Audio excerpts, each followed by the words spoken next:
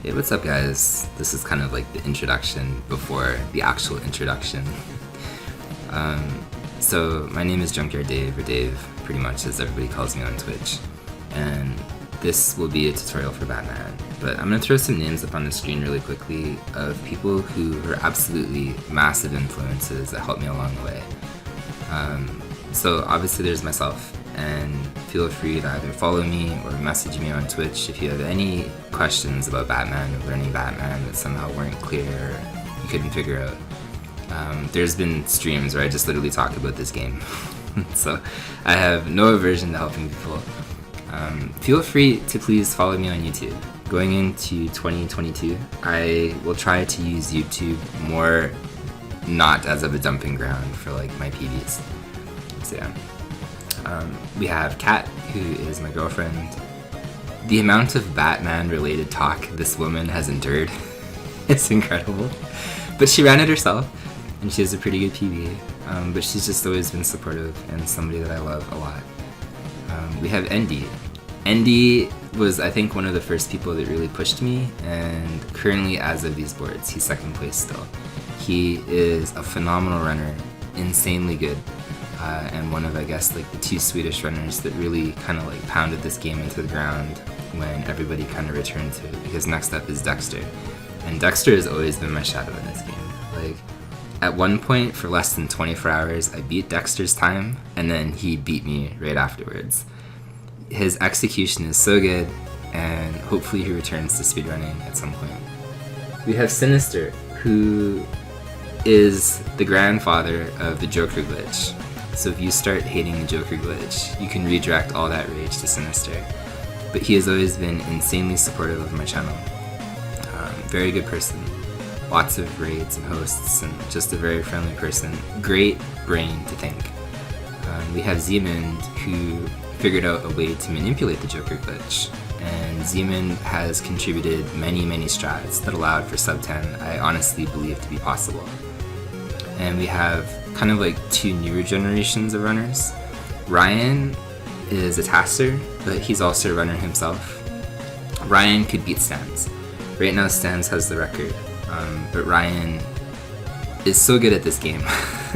And it is criminally underrated how few people follow Ryan. So please definitely go check out Ryan. He is very good at Batman. Stans is the Russian equivalent, I guess, to Ryan. He's also really good. One of the best Russian speedrunners, and I guess retro speedrunners I think ever. Hyrexen is a very friendly person. He is an extremely hardworking mod on SRC. I added him and Zeemond a while ago to moderators on SRC. But Hyrexen has always been very friendly, really good at Batman too. He has a pretty good time up on the board. But he is probably arguably SRC's hardest working mod, so definitely kind of want to shout him out too. And then we have Oris, which he's got a new account, but his name is Baze, and Baze was paramount to my learning back then. He was extremely good. I think he finished with a 10:06, and recently he came back and he has a 9:58.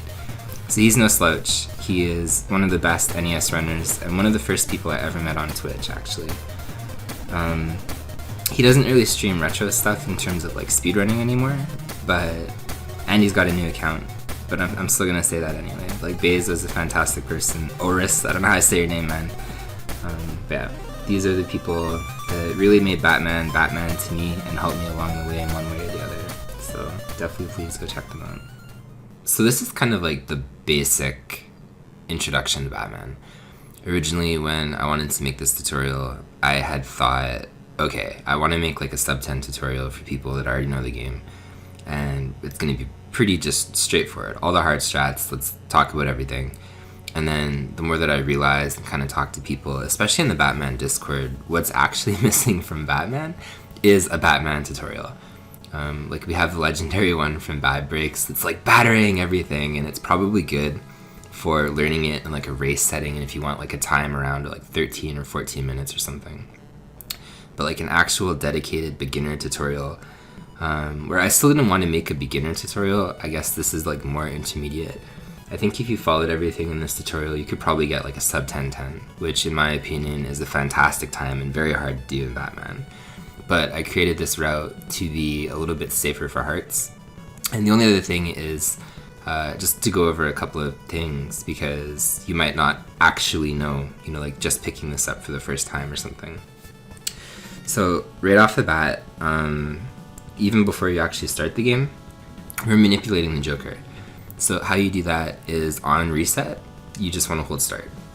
So that's the first thing that you might not know, but we need to do. So you reset, hold start, and it'll skip like the title screen like this, and then Batman will fall. So that's the first step. After you hold start, after every boss fight, you're going to hold start too. So I'll try to make sure that I point that out when we get to the bosses. But every single boss fight, you're holding start. The other things that we can kind of talk about quickly just to set like a foundation for Batman is if you're holding right and jumping, you see like how big his arc is when it comes to that jump. So Batman in this game really commits. Like you can't like hold back and really change that for the most part, because if you're jumping and holding one of the directional buttons, like you basically committed to that jump. There's not a lot of changing that. But what Batman can do is if you jump without holding a directional button and then push right or left, he has much better control. So you see he can like literally move like this instead of jumping like this. So there are some strats in this game that involve neutral jumping, which is just kind of like edging Batman slightly forward without holding, so make sure that you're jumping. And then, like pushing a directional button if I call for that. Another thing that's a very weird strat that people wouldn't know about, for the most part, is you can actually make Batman jump out of the very first frame that he regains kind of like control if he's hit. So casually and in the speedrun, this isn't utilized a lot, but there is a couple spots where I'll point that out where it is actually utilized. So for example, if we let this like fire guy, because he's going to be stationary, hit us. So I'm going to jump right into this fire guy and hold A. I'm not going to let go of jump, and you can do it here too, and you can kind of check it yourself. But when you're holding A, on the first available frame, Batman will jump out like that. So this is actually a very useful mechanic, but for the most part, optimized Batman doesn't utilize damage boosts, so you don't use it in the speedrun. But it's still something that I think casually almost 99% of people would never know exists. So you just hold A when you're in damage, and you'll see you'll automatically jump in the first frame of recovery. So actually, I guess that's even a better visual right there. So I think the last thing that I can kind of think about, actually I guess there's two more things. So the first thing is when you're punching, you really want like a rhythm. There's no mashing in this game. You don't have to like furiously mash the controller, because if you do, you'll actually skip punches.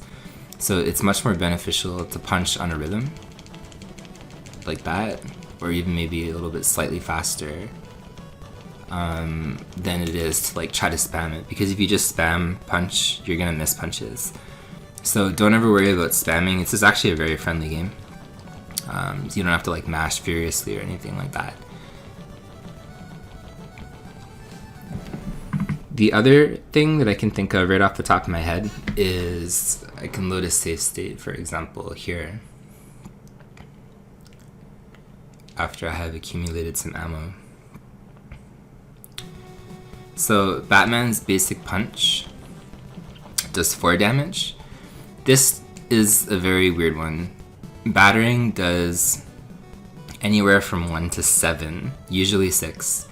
Depends how last like the frame is on the battering, the last one, if it does 7 or not. But you can do about 1 to 6 damage, and I guess to explain that very briefly too, like if you throw a battering into this guy right at the very beginning, like that, it's not, okay, well that was even worse. If you throw it like really early into him, you see how he survived, because it's only doing probably 2 damage. But if you throw a battering directly kind of like into his hitbox, you see how he dies now. So whenever you're throwing a battering, you really want to throw a battering in such a way that basically the rotation of the battering and as it's coming back is like trapped in that enemy's hitbox, because that's when you're going to start to do 6 damage. Or if you throw it really up close to him and, you know, like it just arcs completely over and it comes back to you, you're probably going to do like 1 or 2. So the few strats that I use battering for, you're basically always throwing the battering like dead center into the enemy hitbox. So that does 1 to 7 damage. Usually you'll see 6. The first time that we actually use the battering for very specific damage counts is obviously the first boss, but we'll get to that later. And the gun, rocket pistol, I forget what this thing is called, spear gun. Every time you shoot it, it does 2, and then the dirk does 3. So you have 4 damage, so the punch is actually very good. 1 to 6, sometimes 7, depending on the frames. 2, and then 3. So the one big thing that I did want to point out is Batman is really a game of precision. Like, the speedrun is all execution, all precision. Like, it will punish you, I think, literally for sloppy movements, because if you're just spamming punch, you know, it's not going to come out as I said. But the other thing too is watch Batman's ammo count in the top left corner. Do not spam the button. So for example here, right, you can throw whatever and you're never going to lose ammo. And you can go like this and you never lose ammo, but watch what happens, because I see this all the time with new players, is if you spam. Right now we have 62 ammo, but what happens instead of just throwing 1 dirk and then 1 dirk, right? We just go like this and we just mash the punch button. You see how our ammo just completely depletes? So what's going on here is there's like a small bug where you can only have 3 batterings on screen, in theory anyway. Like, you can have 4 if you do like weird stuff like this and then you throw it. But for the most part, you can only have like 3 in rotation. Here you can have 2.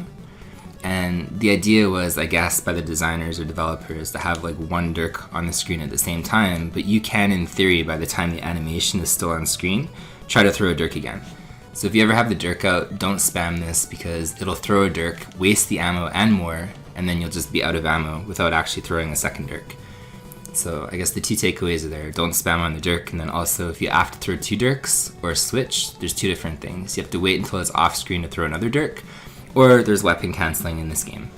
So you can go like this, cancel, and then punch and get rid of it that way, or there's no strats that call for it, but for example, you could go like that and then switch to battering or whatever. So I think that is the basics out of the way.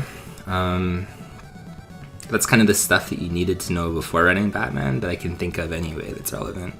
So I'll see you guys in a little bit and continue with the actual tutorial part. Welcome to 1.1. And this is actually a pretty important screen, so don't be janky, learn it properly, don't substitute anything. And why it's so important is actually because in 1.1 in particular, this is the only screen in the entire game that we can 100% manipulate the global timer. So when you reset and you start like a new run of Batman, there's a global timer that starts ticking. And as it's ticking, it determines in the background things like some enemy patterns and also more specifically like enemy drops. So in this game we have bonus points, we have hearts, and we also have ammo. Bonus points are 50% chance, hearts are 12.5% chance, and ammo is a 37.5% chance. So the route that I kind of figured out and developed specifically for this tutorial, you don't really have to worry about hearts. That's kind of like the hardest part, I think, running Batman and learning it originally, is it's really hard to rely on that 12.5% heart drop. So there's like certain strats and stuff that I didn't go for. But 1.1 is equivalent to the record route. In 1.1, there's kind of one area that I would say is like arguably skippable if you really can't get it down. You'll lose 10 ammo, but it's not the biggest deal. But if you can learn the screen properly, especially with the route that I kind of figured out for the tutorial, 100%, I think you're in good shape for the rest of the game, almost for ammo. Because I really tried to minimize ammo, and I also tried to minimize strats that took damage or there was a big risk of damage. Because that way, hopefully again, you can get consistent runs off and you're not dying as consistency develops. But right off the start, you'll literally see, I have a mouse cursor so you can follow along. But right off the start, you'll literally see Batman falls. You have a couple of frames before he starts running, and we're gonna run to this pillar, and as we run to the pillar, we're gonna jump. In this game, for the most part, especially in the speedrun, there is like a variable jump height when it comes to Batman, so he can kind of like jump. But don't bunny jump. Don't bunny jump as you're going along, because very realistically you'll lose time. So ideally, pretty much in every jump in Batman, we can make it really easy right from the start. You want to jump for the maximum amount of frames and then let Batman fall. And the reasoning behind that is as he's falling, he actually does gain some frames compared to if he's just jumping really low. So you don't really have to worry about the variable jump height unless I mention, okay, sure, like this is a jump that specifically is not a full jump and this is how you do it. So as he's jumping, you can literally see there's a dude that runs from the right of the screen. And as he's falling, we want to jump and punch. And we can't see it now, but he will drop ammo. And if you do this properly, you'll literally see the screen light up here. You don't have to weapon swap or anything yet. But you see, up here, that means we at least have 1 ammo. If Batman is completely out of ammo, this whole Batman thing in the top corner becomes kind of like that shade of purple. So I'll go back slightly, and after this jump, and after we punch this guy, we basically land and run for just a couple of frames and then get ready to full jump again. So there's going to be another guy that's appearing on the screen right here, and as we full jump here, you see it's the exact same kind of input. As we're falling, we want to punch him also in the face. And when we get to the signpost, I guess that's going to be kind of like our first weapon swap. So weapon swapping in this game is kind of daunting at first. Like, your fingers are very busy in this speedrun. But it's one of those things that the more you practice and the more you internalize, the better it gets, for sure. A lot of people have bitched, like, oh yeah, it's like, why didn't they use select? I promise you start makes sense. Start was a very good call from the developers because I can't imagine running Batman now, but having to reach over like basically 1 extra button and push select instead of start. So start, obviously weapon swaps. We want to switch to Dirk by the time that we get to like basically running past this pole. So you don't have a lot of time, but you do have some time. Basically any point in time after this guy is dead, you can start switching to Dirk, whatever is most comfortable for you. The first Dirk actually doesn't matter that we're going to throw, but the second is very precise. So your window frame to do this is pretty friendly right now. But you see, we get to this pole right here, and right after you run to the pole, we're going to jump again. So it's going to be another full jump, and we're jumping mainly to avoid this guy, but as you can see, I've already swapped to Dirk here. And we're going to throw our first Dirk as we're falling. So approximately about here is where we're going to start to throw it, and this one, as I said, isn't too precise. Like, you can throw it pretty much wherever you want as long as it hits the guy that's going to appear on screen next. If it doesn't hit it, you threw it too early and you gotta do this again. Because this guy will take 2 hits to kill in a second here. But as long as he starts to appear on screen, like you'll see I'll land and I'll start running, he'll appear on screen and he'll get hit by the Dirk. So we throw it, and there he is. He got hit. So as we're landing, we'll go back here. Right when we throw the Dirk as we're landing, we're going to jump again. So this second jump, more so the second Dirk, is actually very precise. The whole point of this Dirk is to just hit this guy. That's it. That's all we got to do. But the second jump and the second Dirk, and we're going to throw it about here, it's very precise because we need it to hit this guy on a certain kind of like window frame. So if we hit it and we hit this guy properly, he will drop ammo, and this runner that's about to appear on screen will drop ammo, and there's a runner further off screen that we can't see will also die from this Dirk, and it will drop ammo. So, or sorry, a heart. So it should be ammo, you literally see it here, ammo, and then it's going to be a heart. So this is all manipulated up until this point. So you should have 34 by the time that you collect obviously this ammo thing right here. The visual that I use is this heart. I do run right up to the heart. That was probably a little bit too fast. But I do run right up to the heart. Okay, why VLC? Okay, sure. You do that, VLC. I was gonna say, okay, whatever, we'll edit this after. But the visual that I use is right up to the heart. So right here, you can run all the way right up to the heart. And right when you get to the heart, then you full jump again. So after you full jump, you don't need to collect the heart, but that's just a good visual that you just basically run up to that heart and you full jump at it. But as you're jumping, this is kind of tricky. You're still on Dirk. You want to throw a Dirk right when Batman is about to hit the ground, but this is kind of a tricky input because you want to throw it very late, so basically when he's about to hit the ground, but if you throw it too late, this input will actually get eaten. So Batman can't be on the ground or landing and then throwing a Dirk. He has to have enough frames to throw the Dirk and then land. So a couple of these Dirk throws are pretty tight, at least when you're learning it originally and kind of like internalizing the timing. So after that, the whole purpose of that Dirk was to again hit this guy off screen. And arguably this is probably, I would say, like the hardest part of 1-1. Is we're gonna run up to this pillar right here, and we're gonna do a very light jump, and we're gonna throw a Dirk very quickly, which is in itself a pretty tight window. But as this guy dies, ammo will pop up, and we're gonna jump in such a way that we're not gonna hit this pillar. We're going to jump onto the pillar, and at the same time as he is dying, collect his ammo drop.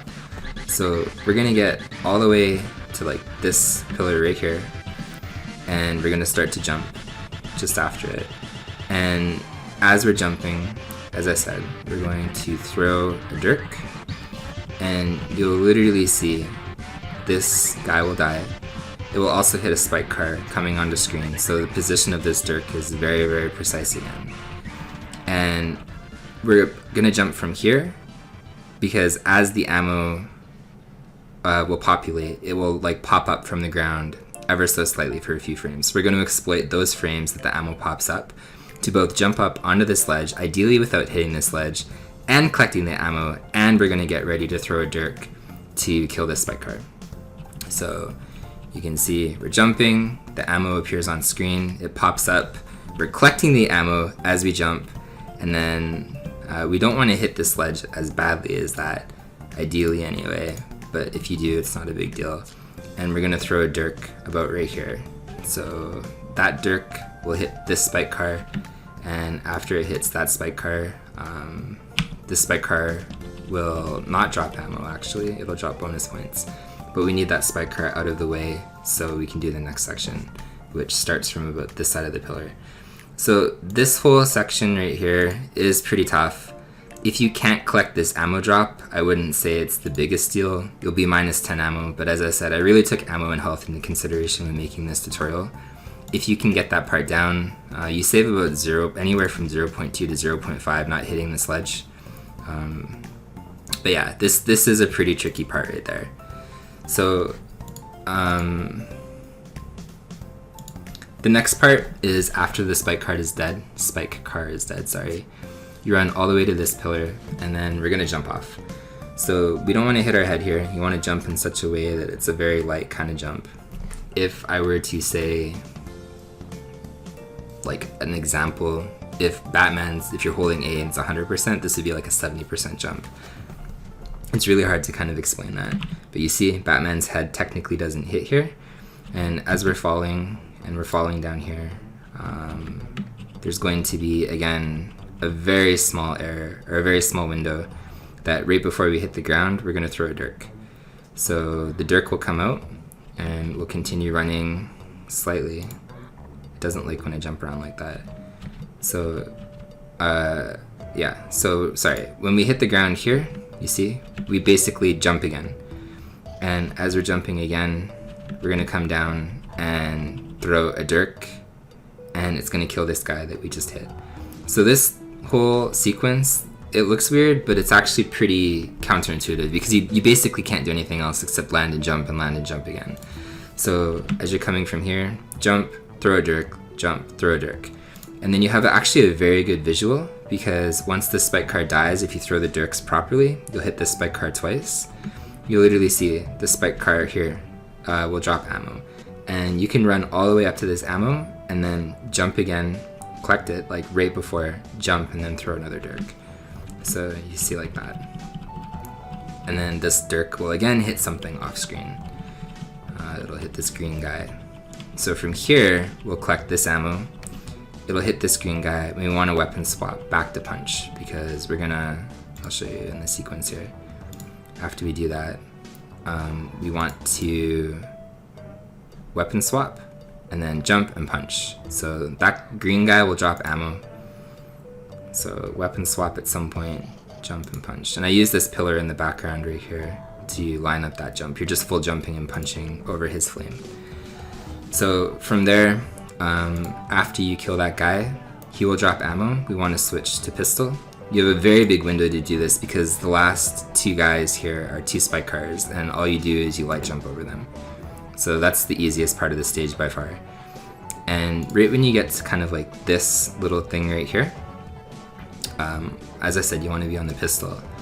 You want to jump in such a way so Batman can basically shoot 2 bullets, and this will come up a few times in the speedrun.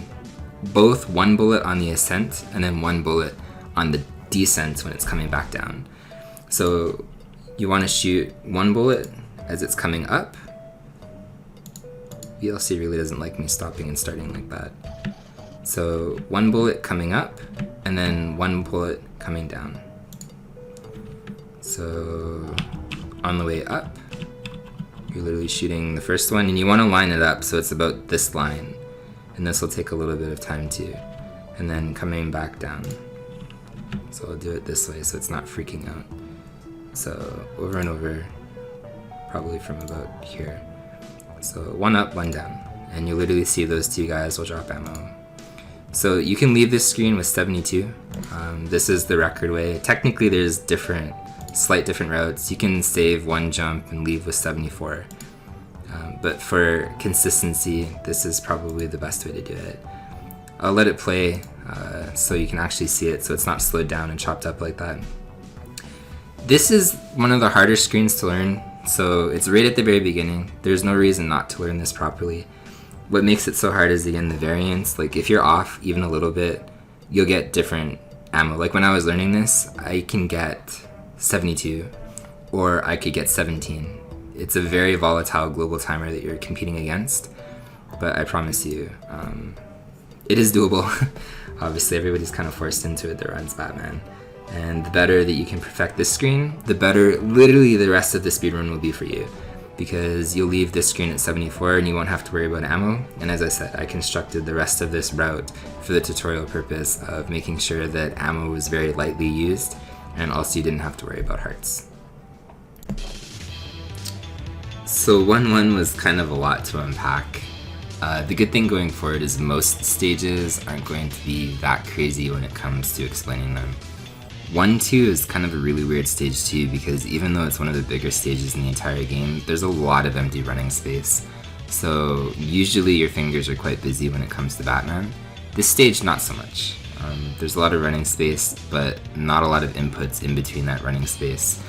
So right off the start, I guess one thing that I do want to mention is when you're running, and I really thought like how to explain this section. If you can't get these next 2 strats down, because it involves a strat called dirt jumping, if you can't get it down, literally both soldier, runner guys, whatever these guys are supposed to be, let them run as far or as close to you as possible. So keep running, don't break your momentum, let him keep running, punch him, and then just jump over. It is completely brainless. You can just literally run up to him, punch him, jump over, and you can do it for the next guy if you can't get these 2 strats down. I didn't think it was worth recording that because it's very, very, very simple. Like you literally just run right when you're about to get hit, punch him, jump over, and do that. It's a full jump, and you do that for both guys and you can get over that way. So if you're really struggling and you can't do this, that's probably the second best idea I think in my brain, because very realistically it will save you 6 ammo. You do get 10 back from this first guy, but it will save you 6 ammo because you're not throwing dirks, and yeah, you can use that ammo obviously as you continue through the stage. So these kind of like lockers in the background, there's like a wall right here. This is the first wall that I use for kind of like the visual cue that I use. So I full jump literally at this wall, and as I full jump, I dirk pretty immediately because you want the dirk to spread out and the bottom parts like hit the top part of this guy's head. So this is a little bit of a tight input when you're first learning. You can't just push A and B, unfortunately. Like you have to push A and then B immediately after Batman starts jumping. But when enemies in this obviously get hit, they get hit stunned as well. So they actually stay frozen there. And on the descent as we're falling, you can obviously see Batman punching him in the head. So this first guy isn't going to give us ammo, but this second guy will. At least if we're on the proper global cycle. So we'll rewind that slightly. And yeah, so first jump, this is not the first jump. We'll go back a little bit. First jump, we're jumping right at this line. We're going to throw a dirk, and as we're coming down, we're punching him, literally like that. And then second jump, I use this weird kind of like cylinder thing in the background as a visual. I get pretty much right up there, I jump over again, and as I'm doing that, the dirk will again spread out, as we've seen before. And as it spreads out, he'll get hit stunned, and as we fall back down, we cancel off dirk. That's the other thing that I should say, is you actually switch to punch after these enemies get hit, because if you switch too soon, you'll actually cancel the dirk out of the air. But after these enemies get hit by the dirk, you can literally see I'm already canceling, so it's like a 1 frame cancel pretty much. And again, he'll be hit stunned, and as we're falling back down, we will punch him. So the third guy, it's pretty simple. Again, you pretty much just run right when you land, you kill that guy, and pretty much where he is where you're going to be jumping. So you just take a couple of steps, you full jump again. This time this jump will clear this last green runner, which you don't need to kill or anything like that. And from there, we just keep running. This jump is weird. There's going to be a runner that comes from this side of the screen. I've always used this as a visual, basically this line right here, to jump up to the very corner and grab this part of the ledge, and then you keep going higher and higher. A lot of people seem to struggle with this jump. I don't really understand why. There is something, if you're really getting the hang of weapon switching, that you can do a little bit back here. After you kill this guy, you can switch to gun, and this actually comes from Sidetrack and Bad Breaks a long time ago. But as you're switching to gun up here, shoot a pistol way down here as you're landing. The pistol will travel all the way through here, and it'll actually hit this runner that appears on screen. It will delay his running pattern just enough that you can run a little bit closer, like right here, to jump up. Otherwise, if you don't delay this guy, by the time that you jump, he's going to be kind of close to you, and it's very easy for this runner to kind of like hit Batman's feet and kill his jump momentum. But I've always, as I said, used kind of like that pillar in the background. You can see like right before it, maybe even a little bit later, you can jump and you can like cling onto this ledge. So it's a little bit tight, this jump. It's not too hard once you figure it out. But if he is giving you trouble, you can shoot a gun on the way down and delay his running pattern. A really good visual for that, I'm probably sure, is in Sidetrack's current PB. He's one of the few people that I still see using that strat. But there's not really a whole lot to say on the next section because you just jump up as you do normally. So you wall jump, wall jump, wall jump. And you want to clear it in such a way that you're not bumping here. So obviously optimally, you just wall jump. It's a really pretty straightforward section there. It's very intuitive. And this is where we're going to start to see kind of like the perfection and movement of Batman. Because ideally, you want to jump off this ledge right when Batman's about to fall off. And you'll get a hang for this. Because you don't want to jump too soon, otherwise you'll land in this landmine thing. But you don't want to jump too early either, otherwise you'll like land before it and you'll have to jump again. So this tutorial really optimizes jumps. We're not going to jump basically any extra times because that's actually a great way to lose time in Batman, and something new runners do all the time. Like they'll jump down here, they'll jump over, they'll jump again. Like no, we're actually going to like really focus on jumping properly, which is something that's never really been in this tutorial right now. So ideally, you don't need to be like right off this pixel. That's just over time, you know, like how I've learned it and how it's become that way. But you want to be really as far close, uncomfortably to this ledge as possible. And then we're going to jump off that ledge. All of these jumps, technically, we do not want Batman to hit his head. So it is like a 90% strength jump. And you'll literally see as we jump up here, we do not bonk our head. Otherwise, we're going to go like down at a sharp descent. And as we keep jumping along, I've always used this little area as well as kind of like a visual. So I get to about here, and I jump. And just the way that I jump up here, it's going to be a full jump. I land with just enough space that I can continue running slightly, and again, jump off the very corner of this platform. So this again looks really tight. it is hard to learn properly, because I'm not going to say it's easy, but at the same time, like Batman, there's a lot of control in this game, so it's very, very, very easy to kind of like make Batman do what you want. So from here, we're going to do another full jump. The way that we jumped spawned these spike cars from off screen, so they're going to be in a very specific way. They actually start to spread apart here.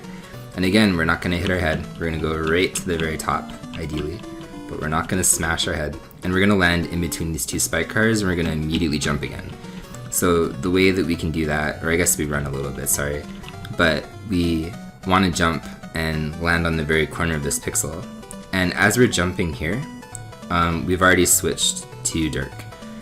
So we need to have Dirk out, because this jump in particular, we're going to throw a Dirk right as we're landing.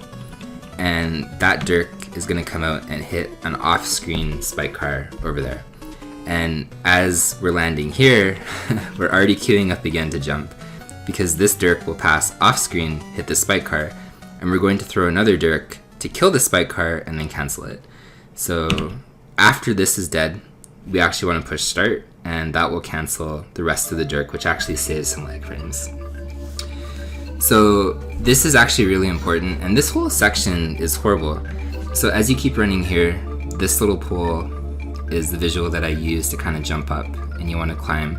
But this whole little section on this climb is actually quite difficult, because I watched quite a few people learn this game and run it, and this section gave them a lot of grief, because in my brain I'm thinking, oh, it's just a climb, it's not too terrible. This, when you're new, is actually pretty terrible. So it's very hard to practice this section. I would probably say the best that you could do is make a save state probably back here, because you don't want the enemies to spawn too soon. So drop off, like walk off right here. Just wait for these two spike cars to come to you, kill them, and then make a save state right here to practice this whole next section. Because the tighter your movement is, the better and more consistent it's going to be. But when you get to this next section, you really want to jump in a very specific way, because the way that you jump up and how consistent you're going to be determines like the jetpack guy at the very top of the screen that we can't see yet. So the better your movement and the more consistent your movement is in that particular spot, the more consistent you'll be able to get past that jetpack guy basically every single time. So this is where you'll literally see again kind of like the optimizations of the jumps, because we want to jump up in such a way that we're actually turning around. You see how quick that is? Like right when we're about to land, we're basically turning in the opposite direction to start jumping up here again. And then same, just as we're about to land, we're not gonna, we can jump into this ammo, that's okay. But again, we're not gonna like run all the way over here and then jump, and then run all the way over here and then jump. It's a very specific way. As we're jumping up here, we punch the spike car, because then we can stand abusing the iframes. And then same here, we can double punch technically and then kill this spike car for a drop. Usually when I'm here, it's ammo. Sometimes it's points, but usually you get ammo from that spike car, but also killing him reduces lag frames. So ideally, there's a better way to do this section, but it's actually frame perfect, and I didn't feel it's necessary, but this is kind of like the standard way that everybody does it right now. And after we kill that spike car, we're going to immediately jump, so we kind of land on the very corner of this pixel. I guess like this tower pillar thing. And then we're gonna walk a couple of steps and light jump, and we're gonna punch through this guy. He takes 3 punches to kill, so the rhythm to punch and kill him is actually pretty slow. You can punch fast, like it doesn't matter. If you punch like super fast, sometimes you miss that 3rd punch, and then he doesn't die. Don't worry about collecting the drop. It is possible to kill him and collect the drop at the same time, but more often than not, you're going to kill him in such a way that the drop is left behind, so you just have to kind of abandon it, whatever it is. And from there, we can kind of continue on for the rest of the stage. The rest of the stage is kind of weird, because as you'll see here, it looks the same. So like when people are learning this for the first time, it's actually really, really strange, because they don't, for the most part, have kind of what do you call it, you know, like the recognition or like the muscle memory or whatever in their brain yet to recognize the rest of the top of the stage. So if I open that back up, sorry, you literally see there's one thing here, so we count one, and then there's another one, and then on the third one, that's where you want to land, sorry. So after we kill that jetpack guy, you count one, and you want to jump over these in such a way that you're not landing on top of them and jumping off. So you just want to jump kind of like right in front of them, so you're clearing that with the max height jump. So 1, 2, and then from this one, we want to jump pretty early on because we want to actually land here, and some point before here, you want to switch to Dirk again. And we want to have Dirk out because we're going to jump specifically from the corner left from here as high as we can, and then we're going to throw a Dirk at a very specific spot so we can hit the next kind of like jetpack guy without wasting frames. So we're going to land here, we're going to jump. About right here, I would say, is where we throw the Dirk. This one you can keep on screen, you don't have to cancel it, but we do have to weapon switch after we see this guy get hit. So you see, the very corner, very corner, he got hit. So as we're landing, we're going to jump again. We have to switch to battering. So we're switching to battering.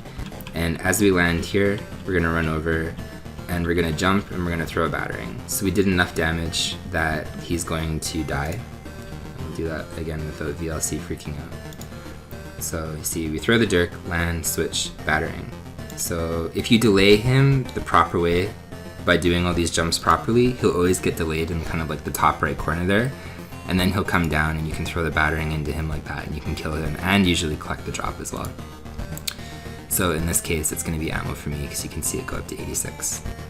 But usually he drops ammo, same with that one spike car guy from before. So as we continue on through the stage, we get to about this part, and you want to jump in between here and then out. So you jump right there and you jump over.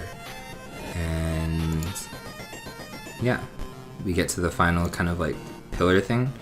There is a frame perfect if you want to go for it. You have to jump off the very corner of here and you don't hit this ledge. Otherwise you can lose 0.1 by jumping like this and then landing and then doing kind of like a lighter jump so you don't hit this ledge right here. So just like that. You don't want to clip on this ledge technically. Once you start getting very optimized, it's actually really important to not like bump walls or hit things like that because the first boss is on a partial global timer. And you can get here consistently. It's still up to him if he wants to swoop. There's like a 70% chance depending on the pixel you're standing on, or 50% chance depending if it's another pixel. But depending on how you do that section, yeah, it's... The Moth is the worst boss, I think, in the entire game just because he's a little bit inconsistent. But yeah, that's basically what you gotta do. And once we're at this section, you'll see there's a lot of time up here. I usually switch to battering because that's how we're gonna deal with the ninja at the very bottom of the screen. So as you're just about to land, you'll have a couple of frames where if you're holding right, you'll start moving towards kind of like this green bar in the background. And that's where we're gonna throw our first battering.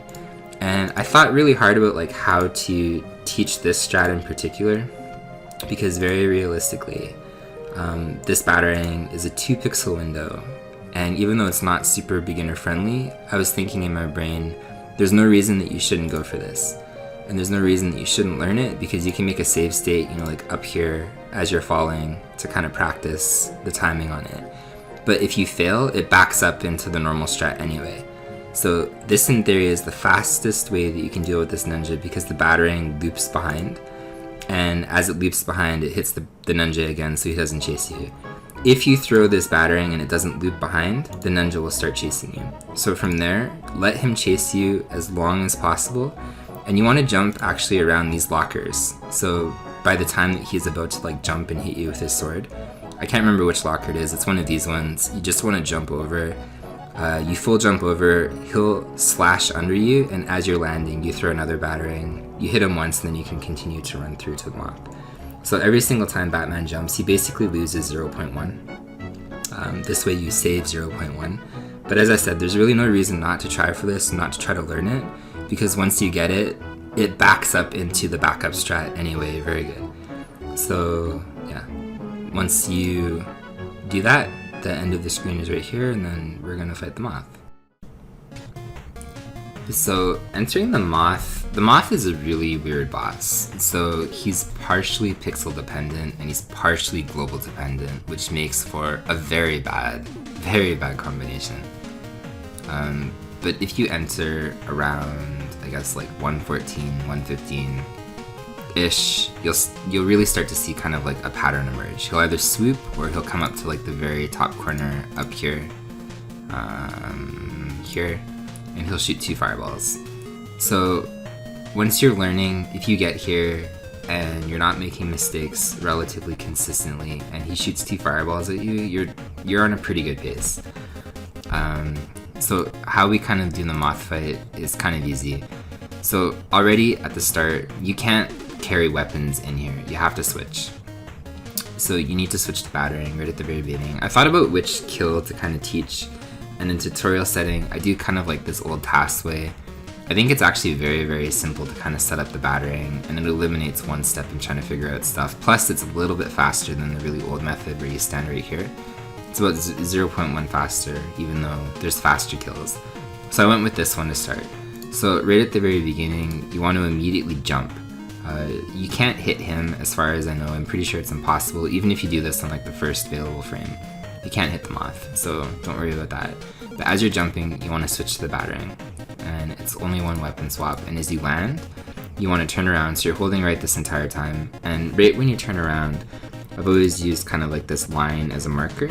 You walk pretty much so that line is between Batman's feet, and then you throw a battering, and then you just hold left. So the weird thing about this game is if you hold left while throwing a battering and you're running left as Batman, the battering actually passes through Batman. So you'll literally see, he doesn't recollect it there, he just literally, see, it passes through him. If you try that from the right, he'll automatically collect it. And it's a big shame that there's not more left-facing screens in this game, because this is very cool and it would come in super handy, but most often, more than not, Batman is basically always running to the right. So the use for this is extremely limited. So you throw the battering from here, you hold left, and as you're running through, the battering will pass Batman, and you want to turn around this line and throw one more battering. As you're throwing another battering, so you throw 2, you turn around very slightly. So this is like a rolling, it's not really a turnaround. So when you're holding the control, you don't want to push left, let go of left, and then right, let go of right, and then let go of left. You kind of want to roll your thumb from left to right and then roll it back to left. But you're only doing it for, like a few frames here. But it's a very quick roll. You basically throw 2 batterings, you roll your thumb from left, and then you roll it back, and you throw another battering, and you roll it to right. So the way that works is it kind of traps him in this juggle, and then he dies. So showing that quite a few times over. You literally see here, he goes, so yeah, to do that over and over and over again. You throw 2 batterings, you roll your thumb left, and after you roll your thumb left, I can't say that, you throw one more battering to the right, and then he should be dead on the 3rd battering. So altogether, if you have like absolutely perfect rhythm, he will die in 3 ammo. Here he dies in about 4 or 5, but you can't really mess this up. This is one of those things that actually is way easier than it looks like. So yeah, to kind of, again, do that without pausing, you jump, or to do it with pausing rather, you land here, you weapon swap to battering before you land here, turn around for a couple of pixels, start running, and then make sure this line is kind of like between Batman's legs. You throw the battering, it comes down. As you're turning around and you get to these lines, face right, throw 2 more batterings, start running left again, but roll your thumb to the left, it's only for a few frames. Roll it back to the right, throw 1 more battering, and then he should be dead. So from here, remember, every single boss fight, hold start. So you can literally see right after he's dead, and he starts exploding. I hold start because that's why it switches to the gun, and you have to hold start not only from reset, but after every single boss fight to manipulate the Joker at the end of the game. So get into that habit of holding start, not only to manipulate the Joker, but also it skips the next cutscene on the first available frame anyway, because it pause buffers in such a way. And when you're holding start, you can let go of start after the cutscene is done. So basically when you start to see like the beginning of the next stage, you can let go of start and you're fine. Act 2 is a really weird one, because the way that I kind of thought about explaining this route, it's more consistent. Once you start shooting for like sub 10 times, I honestly think Act 2 is like the hardest act. So this is the first deviation towards kind of I think the world record route and the strats that we kind of go for. Because otherwise there's some really hard stuff in Act 2 that makes the game very inconsistent. And the big difference between this route that I kind of thought up compared to the world record route is there's actually a health route starting very soon, not now, but in the next screen, where starting in 2-2, you literally have to very, very carefully control your health for almost the rest of the game. Pretty much from 2-2 until 5-1, so it's like 13 screens or something like that, I don't know. So, it's really hard to do that when you're new, and that was something that I really took into consideration. So as long as you're consistent and you don't obviously take like tons of hits or anything like that, you should be good with this route health wise anyway, and you should be able to finish a lot more runs that way. So starting off right into 2-2, this screen, when you're not going for like weird record strats or stuff in general, and the screens that follow in Act 2 are actually fairly free. This is one of the weirdest, I think, acts in the entire game, because when you're doing the record route and record strats, easily by far the hardest, like almost 3 screens in the game. If you're doing kind of like beginner strats or like new, whatever you want to call it, somewhat free. Like you shouldn't have that much of a hard time with Act 2. At least again, based on this tutorial. So right off the start, we'll literally show you. Oh, how did you like that? See this? Tutorial Batanam. Apparently we don't know how to do that. Okay, so right off the start, we have here. And I figured the best way, because I really want to conserve ammo for the people that are learning this, and I really want to conserve health.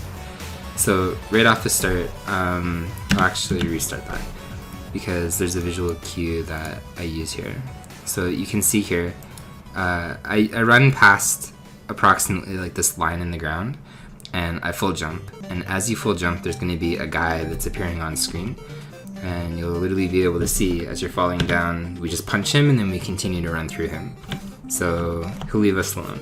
From here, we're weapon switching to battering. And as we keep running, you don't really have to jump in any specific order. As long as you're full jumping here, you're not wasting any time if it's a little bit closer compared to a little bit over here. So we basically want to full jump twice to get up, obviously, onto this platform. And there's going to be a green guy coming up here, and as we're approaching the green guy, we want to jump and get ready to throw the battering. So you have 2 options here. You can fool around with this. If you actually throw 2 batterings into this guy, he will die. Otherwise, we only need to throw 1 battering, and we just need to hit him kind of like in the middle section, because once we hit him like that, we're going to run right into him, use his iframes, and we're going to jump pretty much like right in this hitbox. And there's enough iframes with the way that hit stun works in this game that we can jump through him and then come back over here and land on this platform and avoid damage with Batman. So this is going to be a very prevalent thing moving forward. We're either going to pass through enemies' iframes like that, or straight up kill them if they're in the way. But this is where, again, the tutorial is very different from the previous tutorial that exists, because the previous tutorial basically had Batman stop and throw batterings and stand there and kill things, and it's like, no, we want to do this properly, so we're going to pass through all of these enemies, and I promise you stick with it, because the more that you can run through enemies in this game, the better the fluidity comes. Like, it is an amazing speedrun when you're not stopping every 2 seconds and killing an enemy that's in your way. So we're going to land on this platform. We're going to jump onto the bottom part of like this platform right here. from approximately about right here. So you'll see we're just going to jump down. We're going to fall all the way down, and the next couple of jumps pretty much line themselves up. You have to short jump one. In the tutorial, I think I short jumped just right here. So I mean like not fully press A, because if you fully press A on all of these jumps, you'll wind up in like the slime stuff off screen later on. So you can see we land, jump, and this is the one that I shorted, so I just jumped a little bit right here. So you see it's a tinier hop, and then we just full jump again, and then we're basically where we need to be. We're gonna land about right here, and then we can full jump up onto this platform, and then here, as we're jumping, I want to jump off of here, but then the input's going to be, I'm gonna hold left as I'm jumping right, and I'm gonna punch. So what that's gonna do is it's going to basically like nerf Batman's momentum. So he lands on this platform faster than if you were to just hold jump and hold right, because if we're holding left and punching, he's gonna land on the very corner. If we just hold right, he's gonna land like way over here. So we're gonna hold left, punch, you see, and he's gonna land really close to this ledge. From here, we're gonna jump, and then we're gonna jump, we're still on punch, and we're gonna punch through this enemy, and again, use his iframes to jump through. Ideally, you don't wanna bonk your head, but don't worry about that kind of stuff for now. And we're gonna land on this platform, and we're gonna do the exact same thing. We're gonna jump here, and we're gonna weapon swap to, I chose the gun. You save an ammo this way. You can throw a dirk into this guy. Gun is only 2 weapon swaps away. The dirk is 3. But we're gonna get ready after we jump here to weapon swap into the pistol. So as you see, we already have that selected. We're gonna land down here and jump up. Again, we're gonna hold right a little bit. So that way we kind of cut our momentum. And as we're jumping, depending if you're throwing the dirk or the pistol, it doesn't really matter. We just need to shoot this guy. So as we're jumping up here, I'll shoot the pistol, and we're gonna weapon switch back to punch. So it's a somewhat tight sequence, but it's pretty doable. You just have to wait until he gets hit. If at any point you cancel a weapon on screen, it obviously doesn't stay on screen. It gets canceled with Batman canceling it. So as we jump, we're going to shoot the gun. It's gonna hit this green guy. We're gonna weapon swap to punch. So we see, gets hit. And don't be afraid of this fire. If you've done everything right to this point, we'll be able to run actually through that fire and it's gonna miss us. So you see, it just ends. So this is probably the first kind of trickier strat in the entire game. I have seen many people learn this one, and this gives a lot of people trouble. So it's very easy to accidentally jump, not hit this guy, or jump and accidentally like jump into his face or something. So the input is a very light jump. You don't want to like jump up here, and it's a very kind of like delayed punch. It's really hard to kind of explain that one. So as you're jumping, see? I can't really explain it. Like, you have to mess around with that. Like, you really want to just jump and lightly punch afterwards. And the hitbox is not going to line up at all. It'll look really weird. But Batman will kill this guy, and you'll be able to collect his drop. So it's a really weird thing. And after he's dead, we're going to stay on punch. And this flame guy, we're going to run all the way over to here, full jump to avoid his fire, and as we're coming back down, his fire will stop. And we're going to punch him in the face and then continue to run through on him and use iframes to get past him. So this is kind of leading into a trickier strat as well. From here, after we punch him, we're going to switch 3 times into the dirk.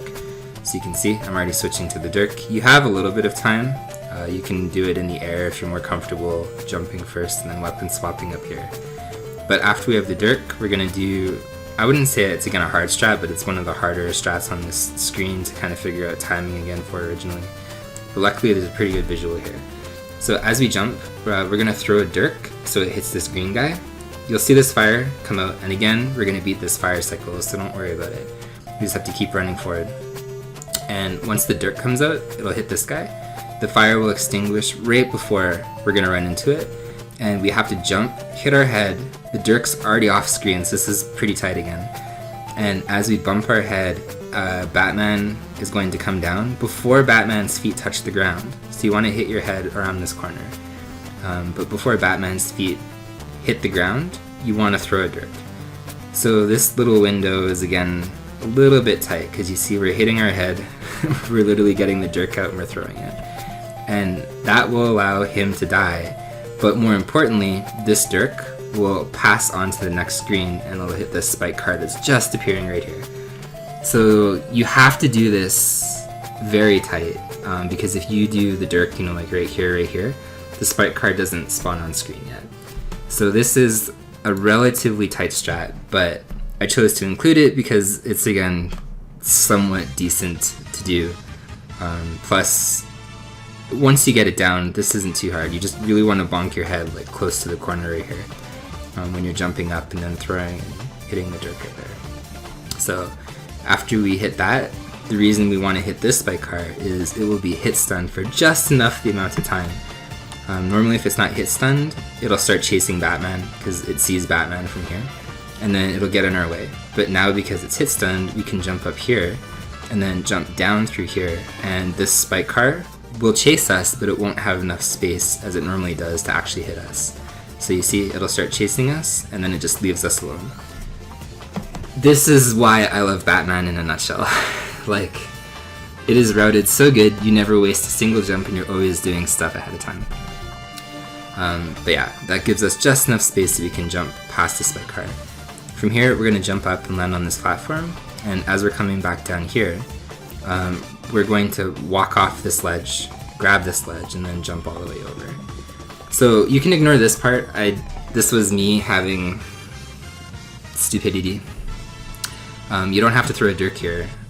I would actually encourage you not to throw a dirk here because you waste 6 ammo, and the whole point of this tutorial is not to throw ammo needlessly around. The way that I run this, I always throw a dirk at this guy because usually he drops ammo for me. So I waste 6 to get back 4 or 10 basically. But as you land, don't worry about his fire again. Pretend that I didn't throw the dirk. Or you can double throw the dirk to kill him because the ammo drop, as you see here, will pop up. So yeah, you can literally see he normally drops ammo for me on this cycle. But if you run to the very corner here, regardless of whether you kill him or not, you just want to come up here and then jump. And this dirk is a little bit tricky too. So as you jump up, you want to throw the dirk pretty low to the ground because you want it to spread out. It's also worth noting here that if you're holding down, the dirk will come out at like a lower trajectory, sorry. So if you're holding right, you know, like it might come to this line, but if you're holding down, it'll actually spread out and go down here. So holding down and right when you're throwing this dirk is actually better. But the dirk will come down and it'll get rid of this mine here and delay this spike card just enough so it's not going to hit you when you're passing under this little section. And as the spike card is delayed, we're going to run, you know, approximately right here and then jump into the screen transition. So that is how we deal with this part. Alright, so entering T2, we have some stuff. You'll see right off the bat, there's these two kind of like circular things. They look like screws or something in the ground. I run up to this one, almost dead center, and already we've done a weapon swap. We've switched to battering. Your weapons will always default back to like basic punch on the beginning of new screen. So you have a lot of frames obviously up until this point to just switch to battering. And this is a bit of a tricky jump. You want to jump in such a way that you're almost full jumping over the runner. And then you're going to throw a fairly late boomerang because there's another runner off screen that we can't see yet, but we don't want Batman to like stand and stop or do anything like that. So we're going to jump over this runner, and then as we're, you know, like literally passing over him, we're going to throw the battering pretty late. And as I said in the previous stages, kind of like in the introduction, you really want the battering to go basically in the middle of the hitbox of this guy. If you throw the battering too soon or late, it'll loop around the guy or barely hit him and he won't actually die. So you really have to time that battering to kind of like basically wind up in the middle, and then he will die. Right as Batman is about to run past him or in front of him, he will die.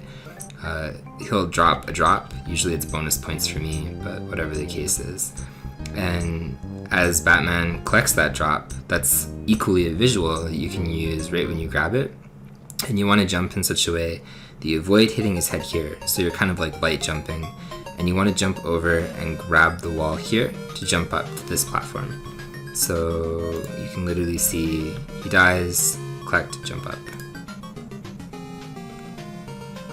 And then we're gonna like light jump up to this platform. And this whole section, don't worry if you can't get this jump. In retrospect, I don't think I should have recorded this strat, because this one's a little bit tricky and it does give a lot of people problems, but there's really no benefit to doing it. So if you can't get it, just jump up here. So jump up on, I don't know why VLC does that. Jump up on this wall, jump up, jump over, and then jump up again. You can eliminate a couple of these jumps with this strat. So you want to jump up onto this platform if you're trying this strat anyway. Grab the wall, and then when you jump to this wall right here, you want to throw a battering kind of at the peak of that. And then as you're throwing a battering, you hold left, and then you jump up on this wall. This is, again, actually honestly a really tricky input. A lot of people struggle with this section because you want to be holding left as you throw the battering to kind of bounce off that wall and then land on that wall over there to jump back up. So if you can't get that, don't worry about it, because this actually, again, in retrospect, might be... It's more of an awkward input, it's not really a hard input. But if you can't get that, don't worry, just jump up the wall normally. So normally would again be left, right, left over to here, and then right that way. So coming up, you want to jump from this platform, and then we're going to jump fairly early actually, because we want to basically land here. And there's something in this game called wall, I don't even know what we call it, wall bouncing I guess. And there's a difference between wall bouncing and then obviously wall jumping. Wall jumping, Batman literally grabs onto the wall and then he obviously jumps off of the wall, which is probably why it's called wall jumping. But when Batman wall bounces, there's no input. So we're going to jump all the way over here onto the wall. We're going to jump, hold left, as if we were going to wall jump off this wall, but we're not actually going to push an input. And what we're going to do is we're just going to hold right as soon as we hit this wall, and Batman, without jumping off this wall, which loses about 0.3 when he grabs the wall, will just kind of bounce off the wall and he'll land on this platform. So that's the input there. Again, do this multiple times so you can see we hit the wall right here, and then we just hold right. So hit the wall, hold right, and then you land on that platform. You land right, right there. So you continue walking right this way. So this is actually a very, very free input. All you have to do is basically hit the wall and then hold right as soon as you do. You'll just bounce over, and then there's quite a few frames that Batman will land on that top of the platform. And then it's synced up just perfectly because it's, obviously you can see this mine is exploding. So we use this wall not only because it's faster, but also to avoid the explosion of the mine, which is triggered when Batman jumps on this wall right here. So moving forward, we're going to jump down this pit from a block up out right here. And as we fall down, we really don't want to hit this ledge actually too badly, so make sure that you kind of do like a short jump here, because we don't want to hit this ledge for two reasons. There's a robot, as you just saw, but if we actually hit this kind of like ledge really, really badly, this robot will have an advantageous cycle. So it'll be able to hit us because we wasted too much time on this section. So you really want to jump from here, fall down without hitting this side or this wall too much. And we'll be able to kind of like beat that robot. You can, I guess the easiest way would actually be switching back to punch. So as you're jumping down, you're gonna have to weapon swap quite a few times to go back to punch from boomerang, or if you didn't do that strat from before, like this one where you're jumping up the wall, if you just jumped up normally, you can stay on punch from here. But either way, we need to have punch out. So as we're jumping down here, this is a little bit of a tricky input. This whole little section actually coming up is a bit tricky too.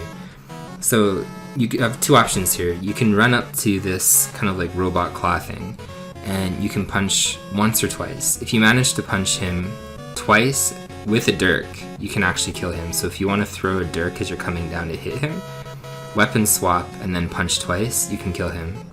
Otherwise, if you punch twice, you'll be able to pass through him. You can punch once. It's a bit of a tighter window, so I would encourage you, as I do in this tutorial anyway, to do 2 punches, to literally punch and then run through him. So he's not going to give you too much trouble. So as you fall, you jump from about right here. You'll see we're getting pretty close to there. And then you do a very light jump, and right as you're jumping, you punch twice just to pass through that spike car. So I'll run it back and I'll do it a couple of times so you can see it. 1, 2. So you jump, punch twice. And it's really important that you don't get hit stunned or anything on this spike car, because as you're punching through him, sorry, the robot, there's a spike car that spawns on screen, and you can't see it yet because it's already spawning probably when we're right here with Batman. So as Batman is running through here, the spike car is already starting to move, which lines us up perfectly because we'll run to this ledge and then we'll jump and we'll punch once or twice. It doesn't matter which one. If you manage to punch it twice, it will die and you'll get a drop from it. If you just punch it once, you'll have to run to the very ledge and then you'll be able to avoid it that way. So punch twice, you literally see this is where we're jumping from. So we're going to use that ledge and we're going to punch and then punch twice, and we immediately jump. So there's 2 things. If you punch once, you're going to have to run to that ledge and then fall down, or at least run a little bit and then jump. If you manage to punch twice, we're going to land and we're going to immediately jump. And ideally you want to jump in such a way again that Batman is jumping pretty much in a line like this and going straight down this way. So he falls down again without clunking anything. This is the only spot in the entire game I would encourage you, possibly if you cannot get this strat, because this is again a pretty hard strat even for beginners, to consider throwing a batarang or 2 batarangs into this little spike car. This spike car is actually a piece of shit. Like, there's no other words to describe him. He is a piece of shit, and he is one of the tighter window frames. I think it's a 2-frame window to jump through the spike car properly.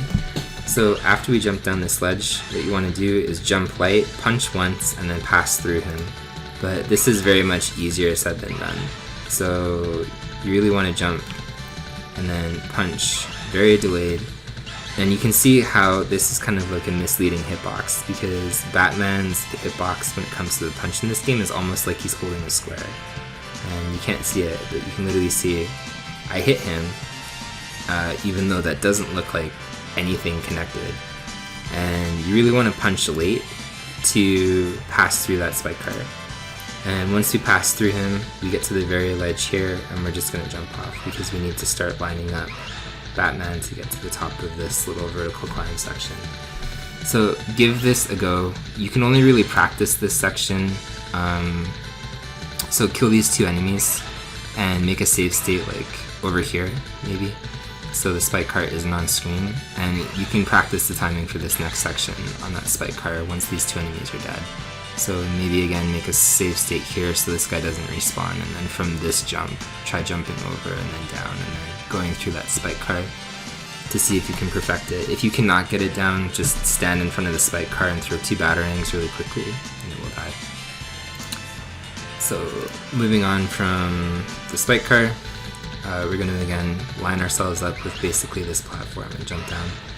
Once we jump down, we're going to immediately jump back up again, and we're going to try to grab on to kind of like this section.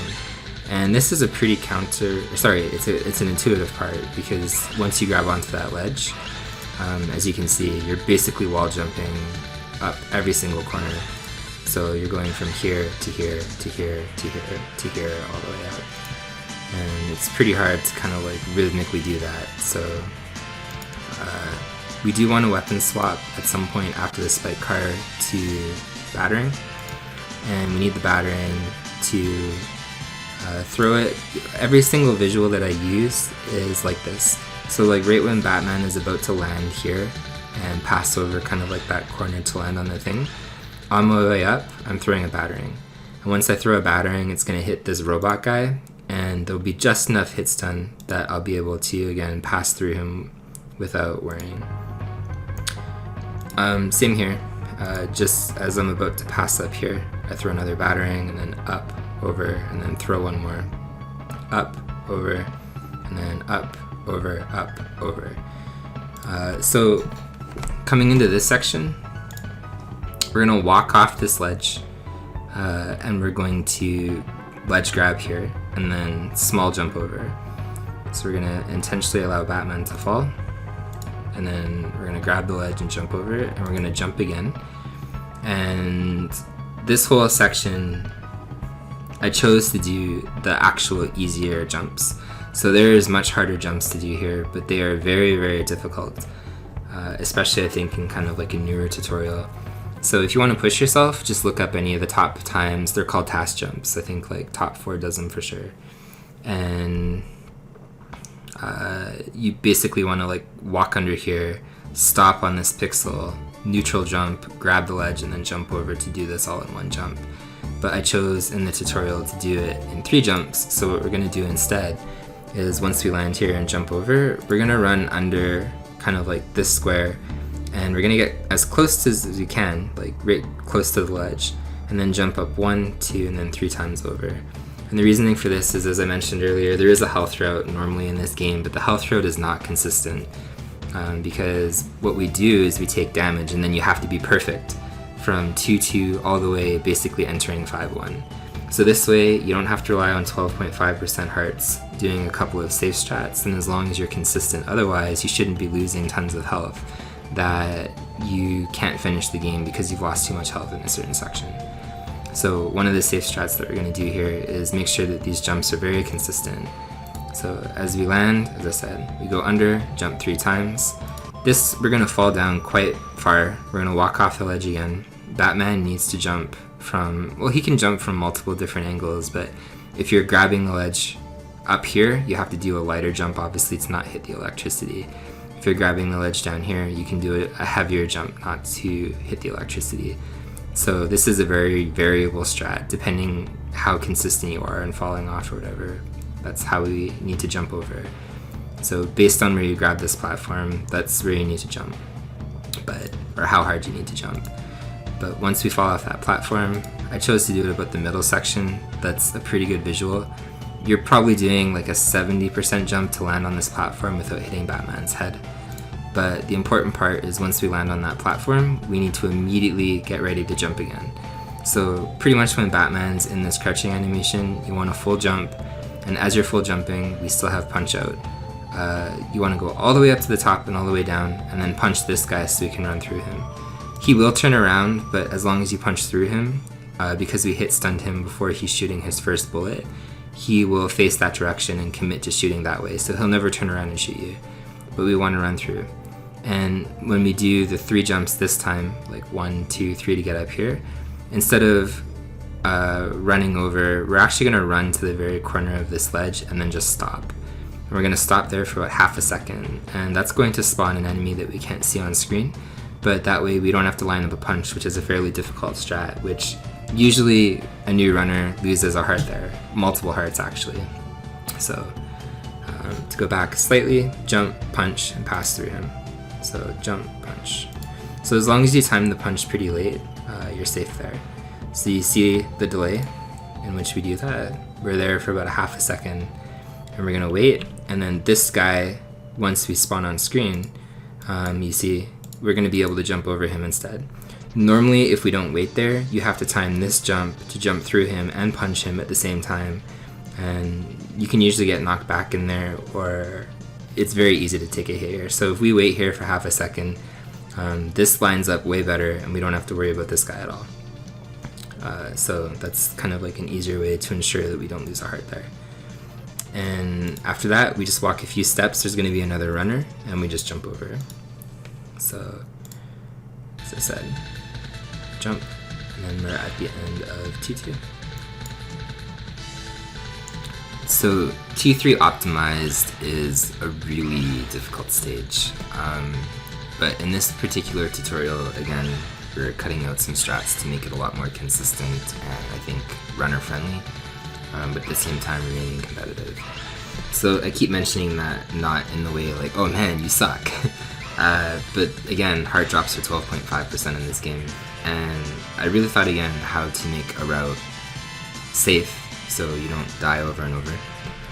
Hopefully anyway. But the other thing about this is leading up to the boss, you'll have a lot more leeway, because normally when you get here, as I said, you're already on a health route that doesn't really change until the end of the game. This way, I really thought, okay, I guess I'll explain when I get to the boss, but this way you should be able to kill the boss with minimal damage and ideally enter the next stage with 8 health. So in Batman, whenever you kill a boss, you don't actually get a health refill, like a full health refill at the end of the stage. You only get plus 4 hearts. So if you followed everything up until this point, and you were consistent, or you practice rather and become consistent, you should have no damage. Or maybe 1 damage. And the idea would be, if you can get to the boss, and kill the boss, only taking like 2 damage and finish the boss fight with at minimum 4 hearts, you'll be full health going into Act 3, so you should be on a pretty good health route yourself there. But right off the start, when we enter T3, you literally see we're going to just walk off this ledge. So there is a couple frame jump that you can normally do here to bounce off this ledge and fall down, but you're only saving I think like 0.1. So it's much more consistent to just walk off, fall, and then start walking to the left. And as we walk to the left, we already switched to battering as we were falling. So we do need a battering because we're going to throw a battering into like this ceiling enemy to hit stun him so he doesn't drop one of these droppers on us as we're running by. So we jump from about here. We're going to jump pretty much as high as this platform. Ideally, again, don't hit your head, but it doesn't matter if you do. And as we're up here, we're going to throw the battering to delay this robot from dropping another one of these droppers, so we can later jump over this minecart and then fall off the ledge down here. So we run right up to the minecart, or the minecart, what am I saying, the mine, and we jump over the mine, and we're gonna walk over here and then fall off this ledge as well, and then face to the right. So normally there's a 1 frame punch here where you jump over the spike cart. It's a 1 frame jump to jump over the spike cart, and it's a very, very tight window. But for runner consistency as well, I thought this is the old strat where we walk down here and we threw 2 batterings. This gives you an opportunity for either 2 ammo. I don't know what global cycle you'll be on here at this point, or like what these enemies will drop, but it at least gives you 2 chances to get either a heart back if you did take some damage, which is something that I really tried to consider in this route, or ammo again if you're somehow running low on ammo. So looks like we got a double heart, which would be amazing if this was standard, but I don't think it will be. But I mean, I didn't make a mistake entering here, so maybe this is the global that you'll actually get. So as we're falling, there's 2 different things. I should have included this in the tutorial, but if you did want a switch to Dirk, you have 1 more additional chance for an enemy drop right here. But I didn't do that, I think, in the tutorial, so you can just fall. Or did I? I did actually. Okay, never mind, we're good. So as you're falling, you can Dirk, and you'll hit this enemy off screen. It's like a flamethrower. And as you keep running under here, we're going to switch to punch, and we're going to jump pretty much like when Batman's head just passes this conveyor. And we're going to jump and punch this enemy. If you don't want to do this, you can avoid the Dirk. You're only saving frames. Like, I think you literally lose again 0.1 doing this, so it's really not a big deal. But at this point again, this is a 3rd enemy drop where you're specifically killing an enemy that you're not having to stop for, like he's in your way. So we're going to run with Batman until we get to here, and then we're going to jump and we're going to punch him as we come up on this corner. So you can see, punch, killed whatever enemy or whatever item he dropped, I'm not sure. So we're going to switch to battering. Actually, this is completely muscle memory. You don't have to do this, I'm dumb. I've always jumped and I've always hit this guy as well, but you don't have to do that. It does absolutely nothing. Even if you don't hit this robot, you might as well save the ammo here, but even if you don't hit this robot and it drops one of those droppers, you'll be at the end of this conveyor because of the increased speed. That'll never hit you anyway. So this is complete muscle memory. It shouldn't be in here. Just completely ignore that. You want to hit him, it looks kind of swaggy, but otherwise, yeah, it doesn't matter. So we will jump down. Literally, you run to the very edge of this conveyor, and this is where those neutral jumps come in from the very beginning when I was kind of explaining like this is a mechanic and this is what you need to do. So you're gonna run all the way to the very edge of this conveyor, and then you're going to jump without holding left or right. If you jump holding right, you're gonna crash into like these gears on the right side. So we're gonna run all the way to the conveyor, let go of the D-pad, jump, and then push the D-pad so you fall really gently, you know, towards the middle of this shaft, or whatever you want to call it. And once you do that, you'll just literally fall right down the middle. So you can literally see right there. And I'll try not to like jump around, not as fast as I was doing in the previous one, so it's not all jumpy, or at least wait to play it. So you run, you can literally see, let go of the D-pad, and then jump down. As we're falling, we're going to land first. Don't hold left, because you'll get hit on the hitbox on this side too. So land first, then hold left. We're gonna walk off this ledge, grab onto the ledge and jump over, and then jump across. So once we're across, we're gonna use this kind of like bar in the background, or the beam, sorry. And we're gonna get to about kind of like the middle section right here. And instead of walking off and then falling onto the conveyor, because this is another conveyor that carries forward momentum, we're just gonna light hop from here to avoid the ledge and then land on the conveyor. So there's a spike car to the left that we can't see yet. Batman's hitbox is again like an awkward kind of square. I don't know exactly where, like maybe about here to here or something when he's punching. We do not actually have to crouch on the conveyor. We can just run and punch through this enemy, which is faster, keeping our forward momentum but punching and losing a couple frames and jumping over it, or crouching and then punching. So basically we're gonna light jump onto here and then run forward all the way left, and right when the spike car is in our face, we're gonna punch it. So looks like this, punch. So coming up here, on the optimized route, you can make this jump, but it's a 2-frame window. And this is one of the worst, probably, strats in the entire game in terms of risk versus reward. If you jump across this gap and land here, this is worth trying, just to see what optimized Batman becomes like. But if you jump across this gap, you save about 0.2.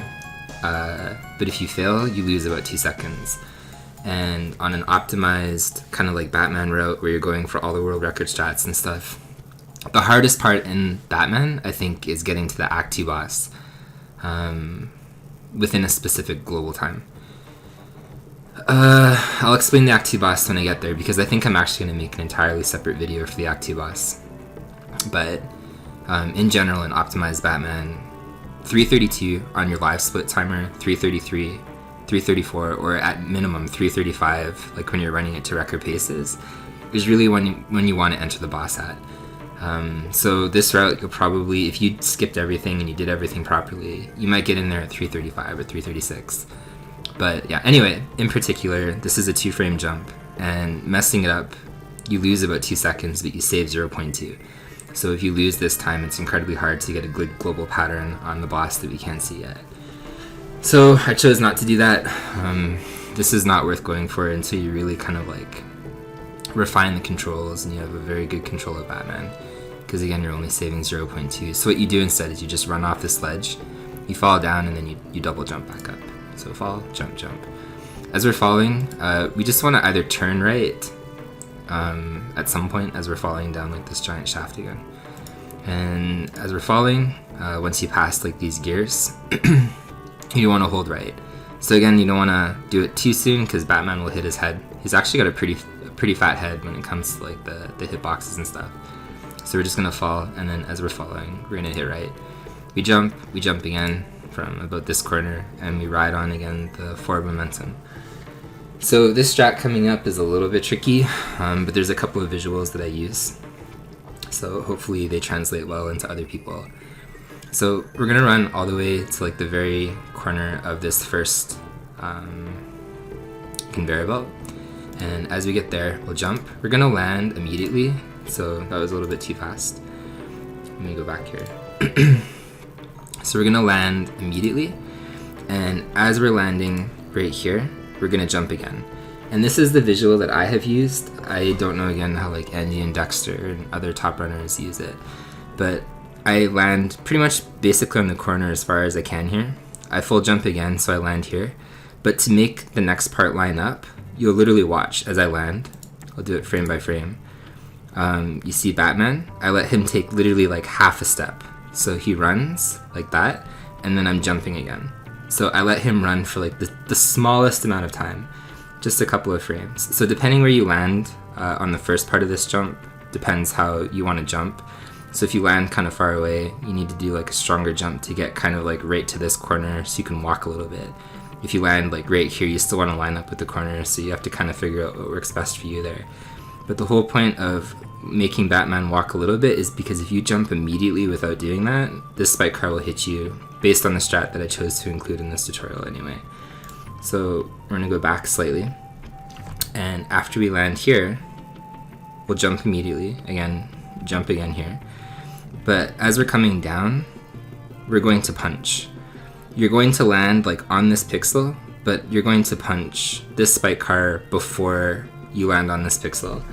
So this looks a little bit tight. It's not as bad as it seems once you get it, but this is probably one of the next kind of like strats. It's going to require a bit of practice. So as you're following, again, the hitbox is kind of like right here, whatever. You'll punch the spike car, and then you have enough time after you punch the spike car to run to this corner ledge and fall off. So see that really quickly, and then we'll fall. So here's another kind of like weird timing section. Let me do this a couple of times in a row though. Again, try not to be too jerky. So punch and then fall off. So go back. And again, wait slightly. Okay. So yeah, punch, fall off. So as we're falling off here, you don't want to punch too early. So you want to walk off and you'll connect the punch, but you don't want to punch too fast. So what we're ideally going to do is really maximize kind of like Batman's hitbox on his fist. And we're going to punch the first runner so he gets delayed, and then we're going to wait to punch again because two more runners are going to come, or another runner is going to come. And to punch this guy, so we're not standing and just punching all day, we're going to wait till this runner gets a little bit closer. Then we're going to punch twice, both to kill the first one that's still in hit stun, and to kill this guy that's going to be running into the next runner. So you see we punch like that. And then coming up here, there's a third runner who is off screen, and we're going to run a little bit, and then like before, we're going to throw a battering so it's like right in the center of his hitbox, so he ends up dying. So that's how we get through that little section. I really struggled to think of what strat to kind of put here, because there is better and faster strats that kind of obsoleted this section. But in my opinion, I think this is the most consistent way to get through this section without any risk of damage. And you also get multiple enemy drops this way as well. So hopefully again you get hearts or ammo on the way through here. So altogether, from here, you can jump up on this corner, jump again, walk a little bit, punch, 1, 1, 2, throw a battering, and then we're gonna run all the way to the very ledge here, jump up, grab this ledge, jump over, and immediately jump off because this is actually a backward conveyor belt, so it's going to push Batman back. So you don't want to spend any time on this conveyor belt, and there's a ledge we can't see it off to the side where we're just going to full jump onto that ledge and then enter the boss. So see? And that is it. So there's a lot to unpack in the Act 2 boss, to the point that I think I will actually make a completely separate video explaining all the different patterns and how to optimally kill every single one, because just doing that right now in the tutorial that I was kind of creating in the route doesn't make a whole lot of sense, because there is a lot to talk about this boss. Optimized, like completely optimized Batman, it's one of the worst probably bosses in the entire game. In this particular route though, I chose to record, okay, so I guess we can start off this way. So when we enter, there's kind of like 3 components here. There's this top section up here, and there's this bottom section here, and then there's this section right here. So you have to kill all 3 sections. You have to kill both of these sections before this last section opens up and Batman can hit it. So logically we'll kill the bottom first, we'll kill, I guess the top part here is the hitbox, and then we'll kill the third part. So the way this box works is it actually looks like it's a crazy amount of RNG when you're playing through it casually, but there's actually no RNG in this fight at all. So if we go like this, and just let it play, you see the 2 shots that it shot were top, And if you go into this boss fight and you wait on this little corner and you don't move and you just like crouch, you'll see right away the shots always alternate. Like it goes on a fixed pattern, and depending the time that you enter here in terms of the global timer, depends on the pattern that you're going to get. So in this particular case, I chose to record the top pattern because very realistically, I think if you follow this route, you'll enter, if you set your live split to -1, by the time that you enter this boss doing everything perfectly, you should be entering around 335 to like 337, maybe 336. So this top one would be 336. But anyway, the cycles, it literally shoots 2 bullets like on the top, and then it starts a cycle. It will shoot low, and then low, and then high, and then high, and then low, and then low, and then it keeps doing that. So this effectively gives us 4 different patterns that we have to deal with when it comes to this boss, which is why it's a lot to kind of unpack into like one little segment. Because we're either going to enter the boss and see a low-high pattern, or a low-low, or a high-low, or a high-high, depending on the global which we enter. So this particular pattern, I chose to record the low-low pattern. And the reasoning for that is because ideally, if you enter, following the tutorial and you get in here at 336, this is approximately what kind of like an optimized 336 fight will look like. So you'll see right away, we dodged the 2 top shots, and I'll explain this in depth afterwards. But we specifically jumped in such a way that we avoided the 2 top shots. You'll have to kind of internalize, like what's going on here in terms of this boss fight, because very realistically, like the shots will always come out like a fixed interval.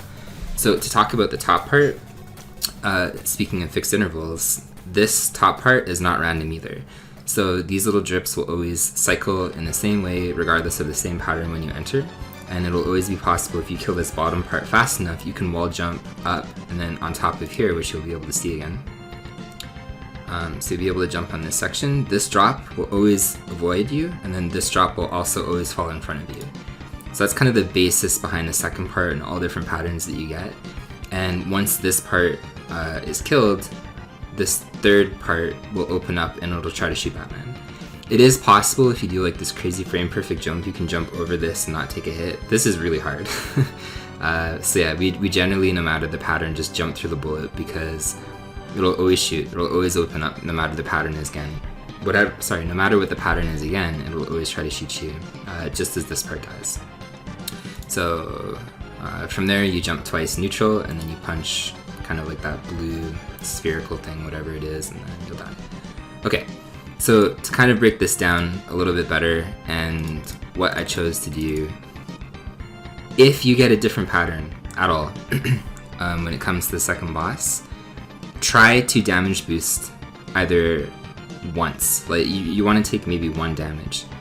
So if you don't get onto this specific global, try to jump through the bullet as it's in the middle of the screen, and then jump neutral. So just jump without pushing the D-pad right or left, and then punch to death these 2 components right here. If you can get that, no matter the pattern that you're presented with when you're entering this, to about 2 hearts on the bottom section, or even 3 actually, so you're only taking 1 hit when you're jumping through here. Basically, if you can kill this boss consistently, entering at 8 hearts, or whatever amount of hearts, and leaving with 4. So if you enter with 6, if you do 2, if you enter with 8, if you do 4, whatever. As long as you're leaving this boss with 4 hearts, you are in really good shape. Because normally when we get here, we're leaving with 2 hearts actually. Or no, sorry, we have 6 hearts entering the next screen. But then we have to take a lot of damage boosts in the next screen on the optimized route, and it makes it very difficult because you need basically 4 hearts for the Act 3 boss, which again, we'll talk about at a later date. So anyway, the point is, if you can leave this boss consistently killing it on the bottom part by taking ideally 1 or 2 damage boosts and leaving this boss with at least 4 health every single time, then you're in good shape. So if you don't get a pattern, like basically if you're entering here at 337, which would be, I think, what would that be? That should be, if 336 is high-low, it's going to be, sorry, high-high is 336, high-low would be 337, and then low-low would be 338, and then low-high would be 339. So if you're entering at any of those other times, try your best to just jump through the bullet that's going to come low, and then neutral jump twice to destroy this component here. So as you can see, I don't have to do that. You don't have to throw these dirks if you can't weapon switch fast enough. This is actually a very quick weapon swap and jump, and it's really, really awful, especially when you're learning it. But you don't need these dirks at any point in time. So you'll kill it a little bit slower, but it's entirely possible to do all this without ever throwing a dirk. So if you can't, maybe even try just to learn that with punching first. But when you get here, you jump over the shot if you know there's going to be a low shot. Like after you see 2 high shots, the next shot will always be low, the next shot will always be low, and then so forth, and it'll keep cycling. So once this component is dead, we're going to jump onto the wall, and then we're going to jump probably right here. And you really want to get this first part down, because no matter the pattern that you get, as long as you're killing this section fast enough, and even if you take like 1 damage boost or whatever here, even 2, you can jump up here before specifically this one is falling. If you start to see this one falling before you've even killed here, then you're going to have a more awkward time jumping on this conveyor and doing the rest of this section. But as long as you can kill this section, either taking 0, 1, or 2 damage boosts, and you can get up here before this one starts dripping, then you're in pretty good shape to do the next section. So we're going to jump up here. Sometime before jumping up here, or as we're jumping, we need to switch to the battering. So you can see I do that just as I'm about to land. And it takes, depending where you throw it, about 6 to 7 batterings. So we have 77 here. And it should die on this battering right here. So it took about 6 this time. So depending where you're standing, you have to move forward a little bit, but it'll take about 6 to 7 batterings. And again, you really want to center the battering so it's in the middle of that hitbox. Once you see it die, and once you know, like you're gonna have to throw 6 or 7, so you can visually see that up there. Turn around immediately, face the right, and then get ready to jump through, because this will open up and it'll immediately try to shoot Batman. So we need to jump and turn around fast, because otherwise if you get kind of hit in the middle of the air, you'll fall down on this part and it'll just waste a lot of time. So turn around, get ready to jump, and jump right through the bullet that it's gonna shoot.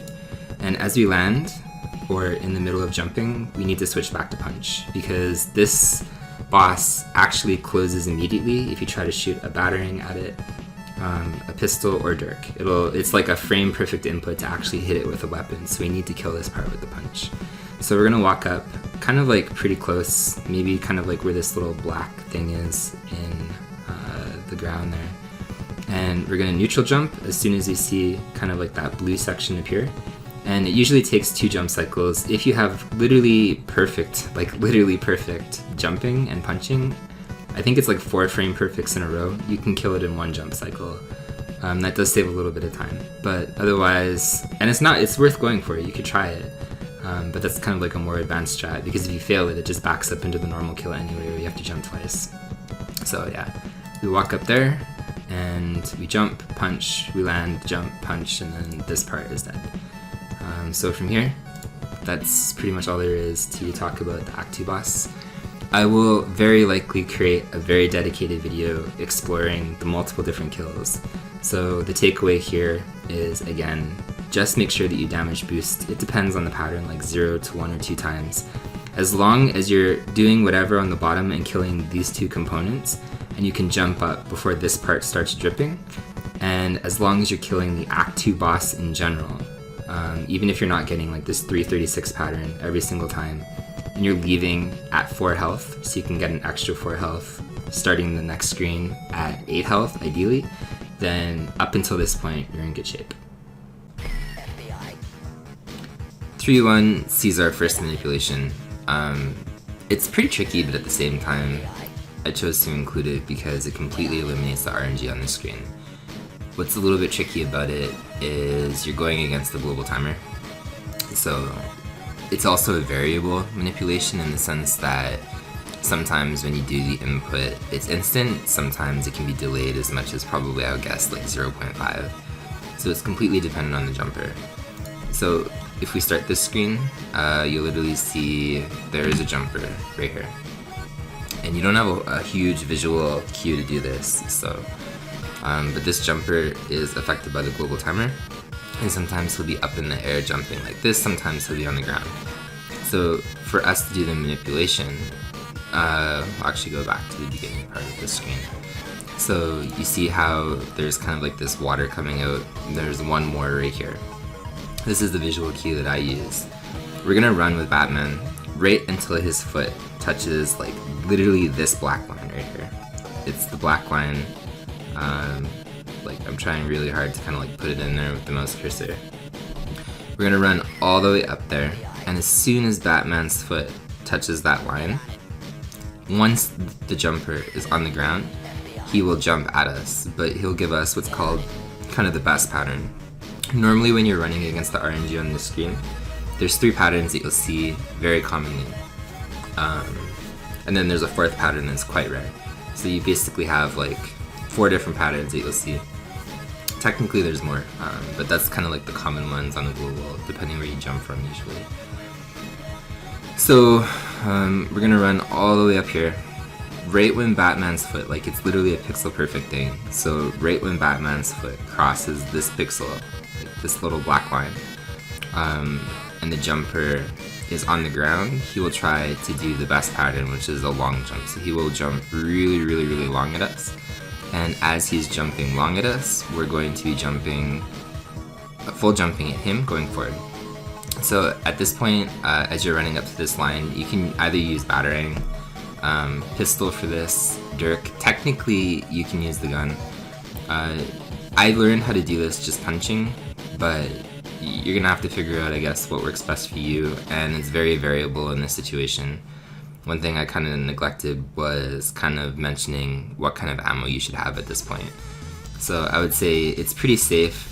If you're entering with Act 3, at least with 50 ammo, that's kind of like what you want to be right now. So if you have less ammo, you might want to conserve a bit and learn how to do this just punching, because there's no reason to use a Dirk here. But if you have a lot of ammo, which you should, because I haven't really, like shown anything that requires a lot of ammo so far, then yeah, you could do it that way. So yeah, we're gonna run all the way up to this black line, right when Batman's foot crosses, depending where the jumper is in this cycle. We're going to, so you can see like the jumper's already falling down, which means we're not gonna have to wait very long. So we're gonna cross this black line right when the jumper lands, then we're gonna jump. That's basically our visual cue.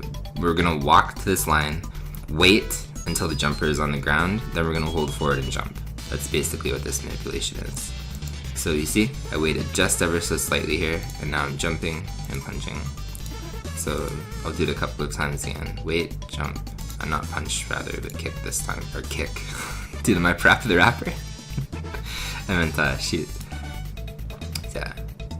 Wait, jump. See? So this will ensure, if we wait for this pattern and do this manipulation, that every single jumper will be the same on this screen. So normally it was very difficult to run this screen without this manipulation, because you had to simultaneously kind of like deal with the RNG of 4 different jumpers. So from this point forward, the rest of the screen is kind of fixed, but it's also very tight. This next part coming up is actually pretty easy. If you use the gun to go through this hopper, you don't have to weapon swap. Whatever you switch to or you use to get through this jumper, you're gonna have to switch to the gun. So whatever you do, you keep running and this jumper will neutral jump and he'll leave you behind. But you have to switch the gun, so just keep that in mind.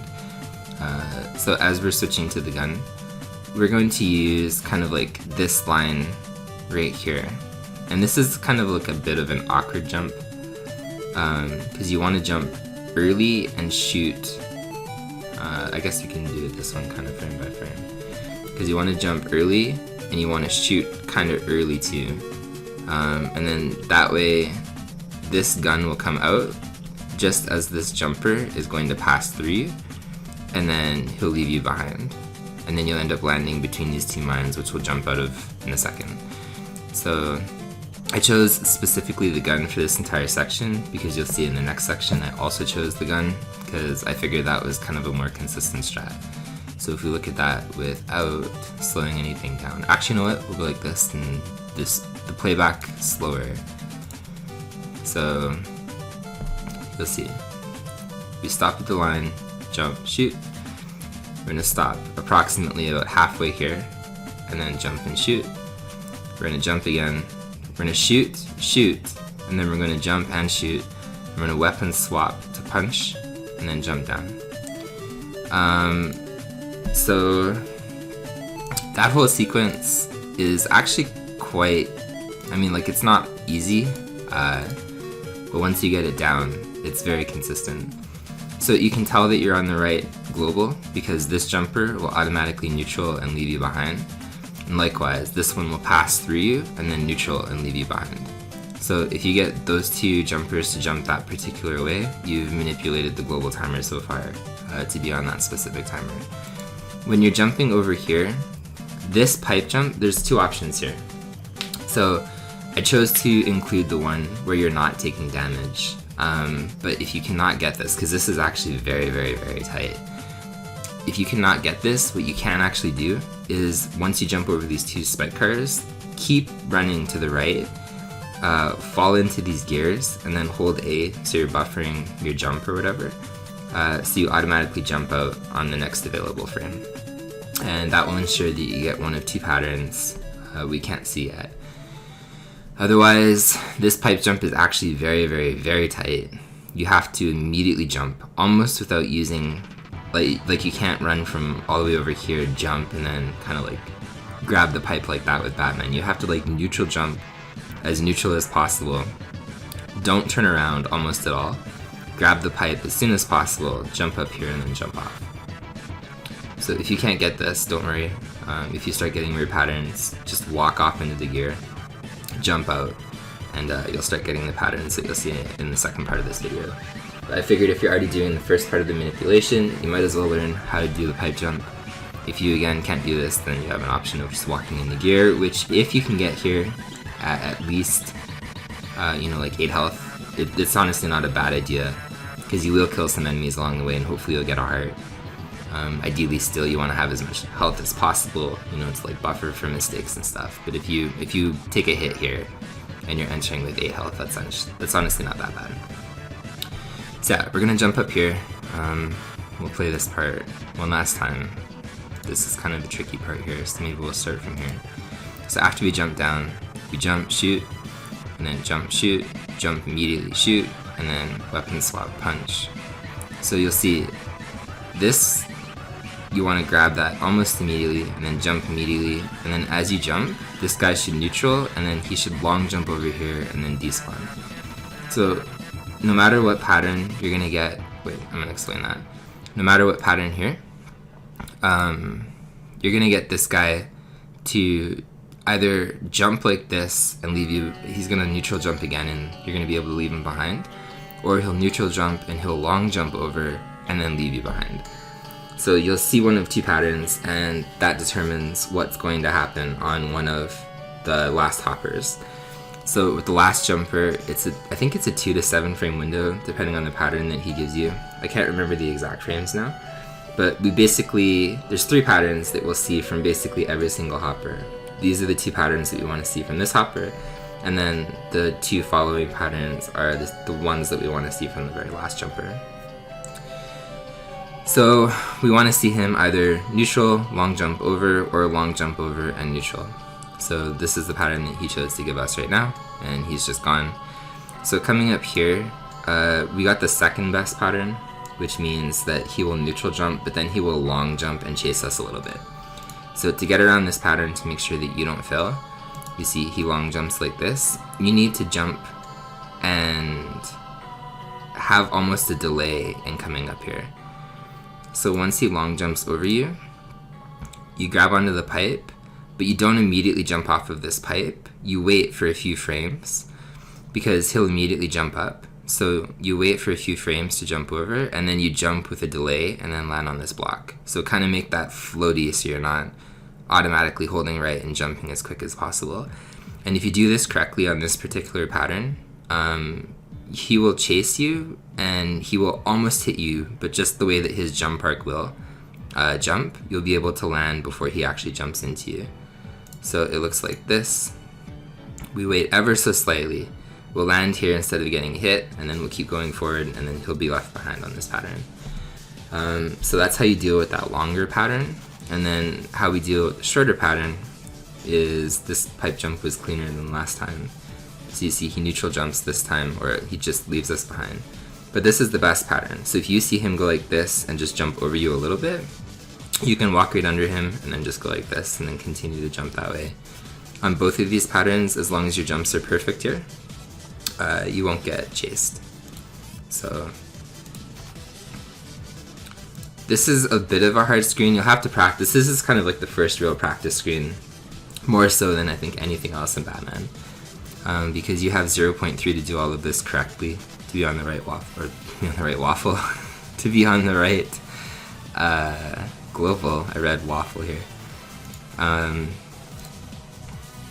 yeah, when you're doing that on this particular pattern, you can throw a dirk on the way down. Just make sure that you throw a dirk right here, because you don't want to disturb that spike car pattern. And if you throw a dirk on the way down, it kind of covers you in case there's the worst pattern. So the other pattern that this jumper can give us is he will neutral jump like he'll already be landing as we're landing, and then he'll kind of like jump and meet us in the middle underneath this pipe. So if you're throwing a safety dirk here, you can hit him in such a way that if he's landing, he'll still be in iframes as he's jumping over, and as he's jumping over you can switch back to punch and then punch him in the middle to kill him that way. So as long as you're doing this manipulation, especially if you're walking in the gear, you're actually pretty safe. You're going to get one of these two jumper patterns on the final one, and this is the one to manipulate. So walking underneath the jumper kind of is a little bit scary to start, but you'll get a hang of how decent you are within like the global timer to manipulate one of the jumpers in one of these two ways. So the more that you do this, definitely the better that it'll get, and the more that you can react to if he long jumped compared to if he just jumped over you, then the better you'll be at the screen, obviously. But being able to manipulate this entire screen is super useful, so it's a strat that I wanted to include here and how you do it. So as I said, once you jump here, the rest of the jumps are pretty intuitive. You just full jump, you jump a little bit, and then full jump, and then you're out of this screen. So 3-2 is a bit of a weird screen. It's pretty short, and in theory it's pretty easy, but at the same time, when you're brand new, a lot of runs die here. Especially in kind of like more optimized Batman, it's a lot harder because the strats are a lot harder. That's what makes it harder. So I chose to include kind of the most consistent strat to deal with the two jumpers below, because there's kind of like a duo of jumpers down there just waiting. And the funny thing about this is there's actually a really cool glitch on this particular screen that you can try for. I hope that you do try for it. And there is a visual. So at the very beginning when you enter the stage, Batman, this is the only screen outside the beginning of the game where he's like falling. But Batman starts in the air here. And the visual is, you can see up in the top corner, it says stage 3-2. As long as you don't have control, this stage 3-2 will be up in the corner. So if you go frame by frame, once you see the first available frame that Batman can move, that stage 3-2 thing will disappear. And I don't know how many frames that is. Of course, all of the frames, man, we couldn't have been far enough. How many did we do? Okay, there you go. So you see, the first available frame, now it says Batman and it shows our kind of health bar. If you manage to push jump on the first available frame, so it's a 1 frame window, Batman will literally jump in the air and you will save 0.1. You will save a jump here, and it's slightly faster to do this. There's absolutely no reason not to go for this. This is like total swag. 100%, I hope the new generation of Batman runners always tries for this silly jump. So if you get it, you'll be able to jump onto like this platform here, and then you'll be able to jump over, and it'll look like that, where you just jump down. So if you don't get it, which is absolutely fine. Actually no, if you don't get it, reset. Like it's over. Like you suck. No, if you don't get it, you're just gonna hold right, entering the screen, jump down, and then you'll do the exact same thing. Jump on this block, and then you'll jump all the way over. So you wanna jump kind of from, let's see this block right here, kind of in the middle-ish, because you wanna jump far enough away. If you jump a little bit early, you can land on this gear. So you wanna jump maybe like just a little bit to the right, basically what I'm saying. That way, when you jump, you'll miss this gear thing. So, you'll see. VLC really doesn't like that. So yeah, jump, and then you'll land right there. From here, it's pretty easy input. We're gonna weapon swap, to a battering at some point, so you can do that whenever your fingers feel comfortable. But pretty much right when we land, we're gonna full jump again, and we're going to like land pretty close to this ledge, so like somewhere right here. And after we weapon swap the battering, we're gonna land, deliberately walk off that ledge, and then hold left. So as we're falling, we're lined up with this ledge. So hold left, fall. And this is kind of a tricky strat. As you're falling here, you already switched to battering. We want to throw the battering directly again into this guy's hitbox. So you'll miss the flame cycle no matter what, because it's predetermined. So as long as you don't make execution errors on the way down, you'll be able to walk down and just avoid the flame cycle. But we again want to throw the battering as we're falling, like directly into his hitbox, so that way he ends up dying.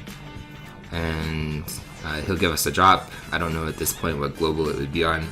Completely optimized Batman to put that into perspective. Like if I'm running at a pace that's like basically 0.0 and I'm not saving amount of time, I know right now the weapon drops that I get up to about 3-3.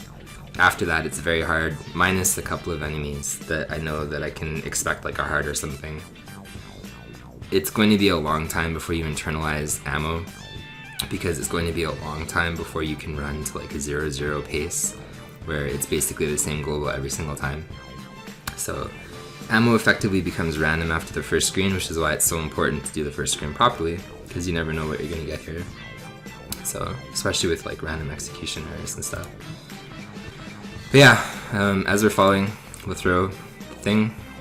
And this is the next section where it's actually quite easy compared to the record strat, but you're only losing about a second here. But at the same time, it's going to make 3-2 and the screen below way more consistent. So we're actually going to keep battering out.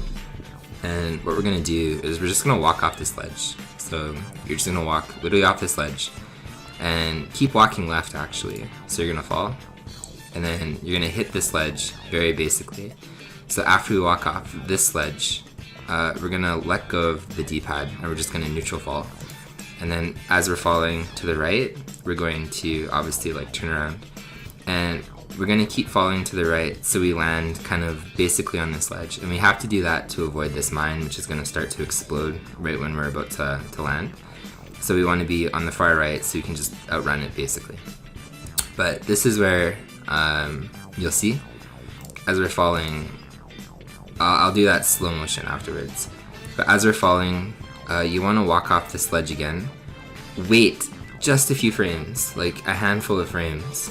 And as you're falling, basically what I'm saying, is don't walk off this ledge and hold right. We have to walk off this ledge without holding the D-pad, fall for maybe just until right there, maybe a little bit more, and then we start holding right. And the reason that we're doing this is there's a jumper below that we're manipulating already doing this. And as we're manipulating him, he's forced into a certain jump cycle where as we're going to land, we'll land right here and we'll throw one battering. He's going to jump in a really weird way, and then we'll throw 2 more batterings. So it's kind of it's a weird rhythm. We're going to throw 1 fast, or slow I guess, and then we're going to throw 2 fast. So you say 1, 1, 2. And then we're going to immediately start running, and then this jumper was locked into basically a very specific global timer, which is going to force the next one to long jump over us. So we can't see him yet, but he's going to just jump right over us as we run to basically this screen and then jump through him. So you see, we throw a dirk here too, by the way, so make sure that we throw a dirk. Weapon swap the dirk, and as you're jumping from about right here, and you full jump, you just throw a dirk on your way up, and then he'll pass through you as you're passing through him, and then he will neutral and then leave you behind like that. So the easiest way to deal with these spike cars is just walk off the ledge and then full jump over. I'm pretty sure on this global you can really run to like the very corner of this pixel, and you can save a jump by full jumping without hitting your head, and by the time the spike cars move over, you're barely missing them. So you can practice that. I honestly can't remember doing this old one if you can do that or not. If not, you just walk off and jump over to make that super safe. And from there, the rest is pretty counterintuitive. Or sorry, I always say that, it's intuitive. So we'll wall jump up here, we neutral jump and grab the wall. We're gonna jump over and grab this part, jump over and barely land here, and then we'll full jump over to avoid the spike car. And then we're going to wall jump onto here, and then wall jump up, and then wall jump up here again. And we want to land actually off center on this particular block because there's a wall above us that we can't see, but we're going to neutral jump there anyway. So the more that you can land, a little bit off center, that's going to eliminate the need from landing here and then moving over this way. So we're going to go like this, jump up, and then you jump over, you light jump here to jump onto this section right there, and then jump up again, high as you can go. Then we jump over to make this jump, and then jump up again, and then we're gonna grab onto this ledge right here, and then we're out of there. So I'll play that section back a couple of times so it's not all weird and VLC like. So yeah, starting from about here, I'll slow it down. So we have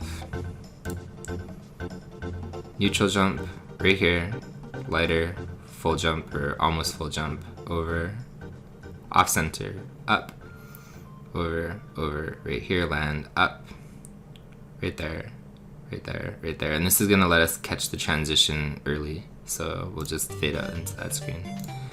And to show this other part one more time too, as we're falling,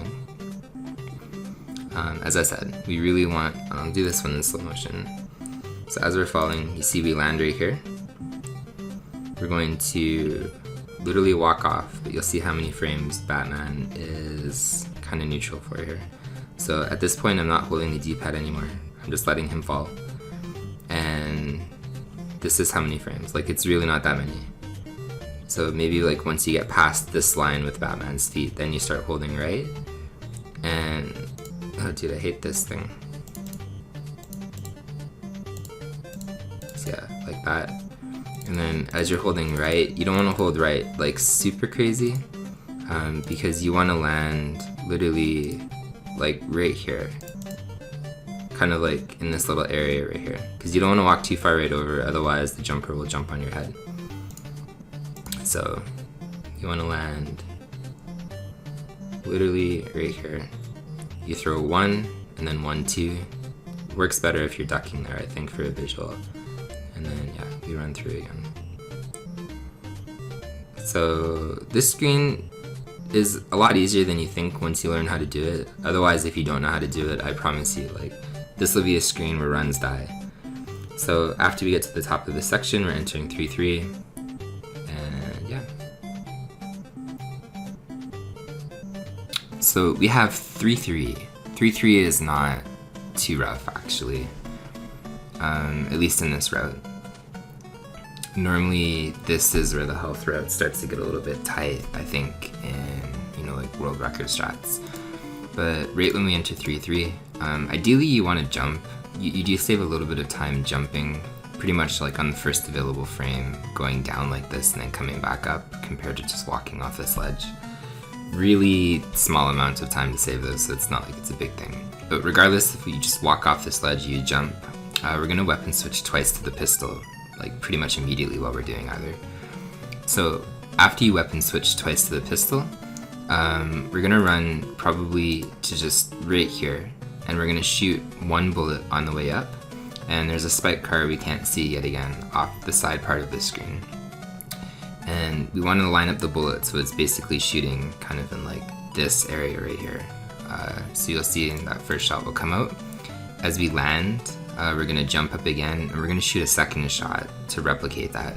So 2 shots kills the spike car, and we'll be able to run across like this little platform here without having to jump again. So that's what we're going to do on the way up there. So as we're walking down here, I decided to do this strat. I'll show it first and then I'll explain it. This Yeah, I'll just do that actually, it's a little bit easier. So we're gonna drop down and throw a dirk, and then we're gonna switch to battering, and then we're gonna switch to punch. So this is kind of the first time I would say that weapon swapping is a little bit heavy, even in the tutorial route. But to get through this section without taking a hit specifically, I figured this was kind of like the most consistent strat. So going back and doing that, again, I'll try to slow it down here. The way that we do that is we switch to obviously the dirk. As we're jumping here, we wall jump off this obviously side here. We want to throw the dirk in such a way that we're stunning the spike car. Because if you don't hit that spike car, the spike car will eventually just walk right into Batman. So we're going to throw it down like this, we're going to hit the spike car, and as we're jumping, we're going to full jump. This fireball is random, but you can do the strat either way. The fireball depends on the global.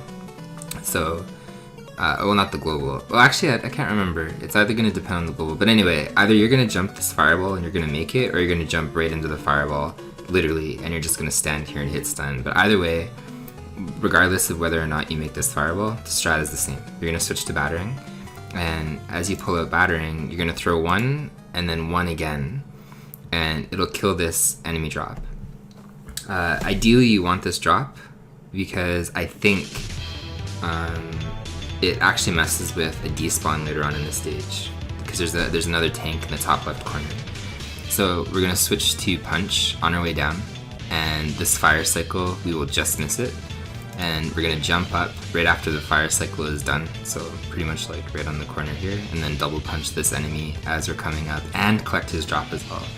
I am pretty sure that if you leave these drops behind, it can mess with the despawn on the tank that we're just about to do. So make sure that, and it's not hard to pick them up, but you have quite a few, like window frames, you can grab these things. Just make sure that you pick them up when you're practicing this section, and you don't kill it in such a way that it's like super late or something and you're leaving them behind, because I'm like 98% sure it'll mess with that despawn. So as we jump up, we're going to double punch this spike, what am I talking about, the flamethrower, and he will die. From about here, we're going to full jump up and then full jump onto this ledge. So this next part is a little bit important because we want to jump very late. This is a bit of a tight jump when you're learning it, but as I said, to the left, there's kind of like a dragon tank that we can't see yet, that normally is really annoying. But we're going to walk all the way over here, and we're going to jump as light as possible off this ledge, as late as possible, because we don't want to scroll the screen up too high, but we want to light jump over, so we're barely landing on this platform, basically. And you'll see like that, we literally jumped from here to here. We're gonna jump down here, and then we're gonna full jump off of here to manipulate the spike car so we can jump over it. So just like that, and we're gonna walk to this ledge again as far as we possibly can, and then full jump over. If you do this sequence right from the start of the screen, there's a spike, I keep saying spike car, my brain really wants to say spike car. There's a dragon tank on the left side of the screen that again we can't see. So going into that, if you full jump here, you're going to barely avoid the spike car, but then the dragon tank, not spike car, that's supposed to be here, is actually despawned. So from there, we can jump up, barely avoid this spike car, and as we're doing all of this, you could do this way back there. We've weapon swapped twice again to the pistol. So we need the pistol again because we're going to run and shoot it going down, and we're going to shoot it again coming back up when we make this jump onto this ledge. And what that's going to do is it's going to kill a flamethrower there, and it'll allow us for one additional drop. So 1, 2, we'll grab the drop, and then we'll jump up here, and then we'll jump up here. So pay attention to here. This is kind of a tricky area. You can replace this because you're going to have, I'm assuming, a decent amount of ammo by now, because I really tried to minimize again how much ammo that you're using. So you can make this strat a little bit easier by throwing a dirk. There's a mine to the right side of the screen that we can't see yet, and we want to like shoot probably right here coming up with the gun, or coming down with the dirk, you can throw it, and the dirk window is a lot easier to hit. Otherwise you're lining up basically like a pistol bullet to shoot this mine that we can't see yet, so it's not going to explode when we jump over. But as we're jumping, pay attention because there's actually something here. So we're gonna jump over, and we're gonna jump over again, and this is where we're gonna shoot the bullet. So it's gonna go all the way to the mine. You can throw a dirk here on the way down and destroy the mine. But do not jump from this platform from like the middle to the left at all. This is the only section that you really want to run with Batman and delay a jump. And the reason is because there's, again, a spike car, for real this time, on the right side of the screen that we can't see it. But if we jump from the left or middle part of the platform, we're going to jump right into that spike car. So what we want to do instead is really run to the very far part of this ledge right here, and then full jump up after obviously the mine was exploded. So what we do from there is that allows us to just barely land on this platform and then full jump. And we already spawned this guy in advance, so we're going to switch back to punch here, and as we jump back down, we can actually punch him and he's not going to be in our face. If we did not do that, we would jump directly into that spike car. So you can again exploit the iframes here, just run through, jump, and we're going to begin kind of climbing up here. So we're going to jump up here, up, up, and this is again pretty straightforward. I chose to skip this strat in the tutorial. So when you land here, you just want to land and jump up a little bit to spawn the green guy. When you get up here, I did this for two reasons. First of all, you can double punch coming up and collect this drop. Second of all, if you do it compared to the record, there's two identical jumps here. They're called cog skips, and depending how you jump, it's actually a 1 frame or 2 frame window to make that jump, and it's actually a very awful jump. So not only do you lose a second if you fail it, you lose a heart, which is still pretty important because this is the first boss that you really need a specific amount of hearts for. And you'll see when we get up there, I recorded like 4 or 5 different boss fights to show how much health each one does and how to do it. So we're going to jump in the middle of these 2 pipes and just scale up in a very logical way going left to right. You can obviously collect that job just by waiting there a little bit longer. So we're going to jump up, we're going to turn around and punch here to cut our momentum slightly. Scroll the screen up, again double punch, go left, right, left. So up here is where if you're jumping normally, it's like a 1 frame window or 2 frame window depending how you set it up. So we're going to get punch up here, cut our momentum, and then jump up 3 times, weapon switch at some point to battering, and then throw 2 batterings like that to kill that enemy. So specifically when it comes to this tank, you'll always have the same pattern as long as you are tight with these stair jumps right here. So you really want to land with as little space as possible and jump up as little as possible, like very, very short hops coming up here. Bunny humping from before. But yeah, like that, and then you want to jump off kind of like this corner, and as you're coming back down, throw it like that, and you'll always go under the fireball.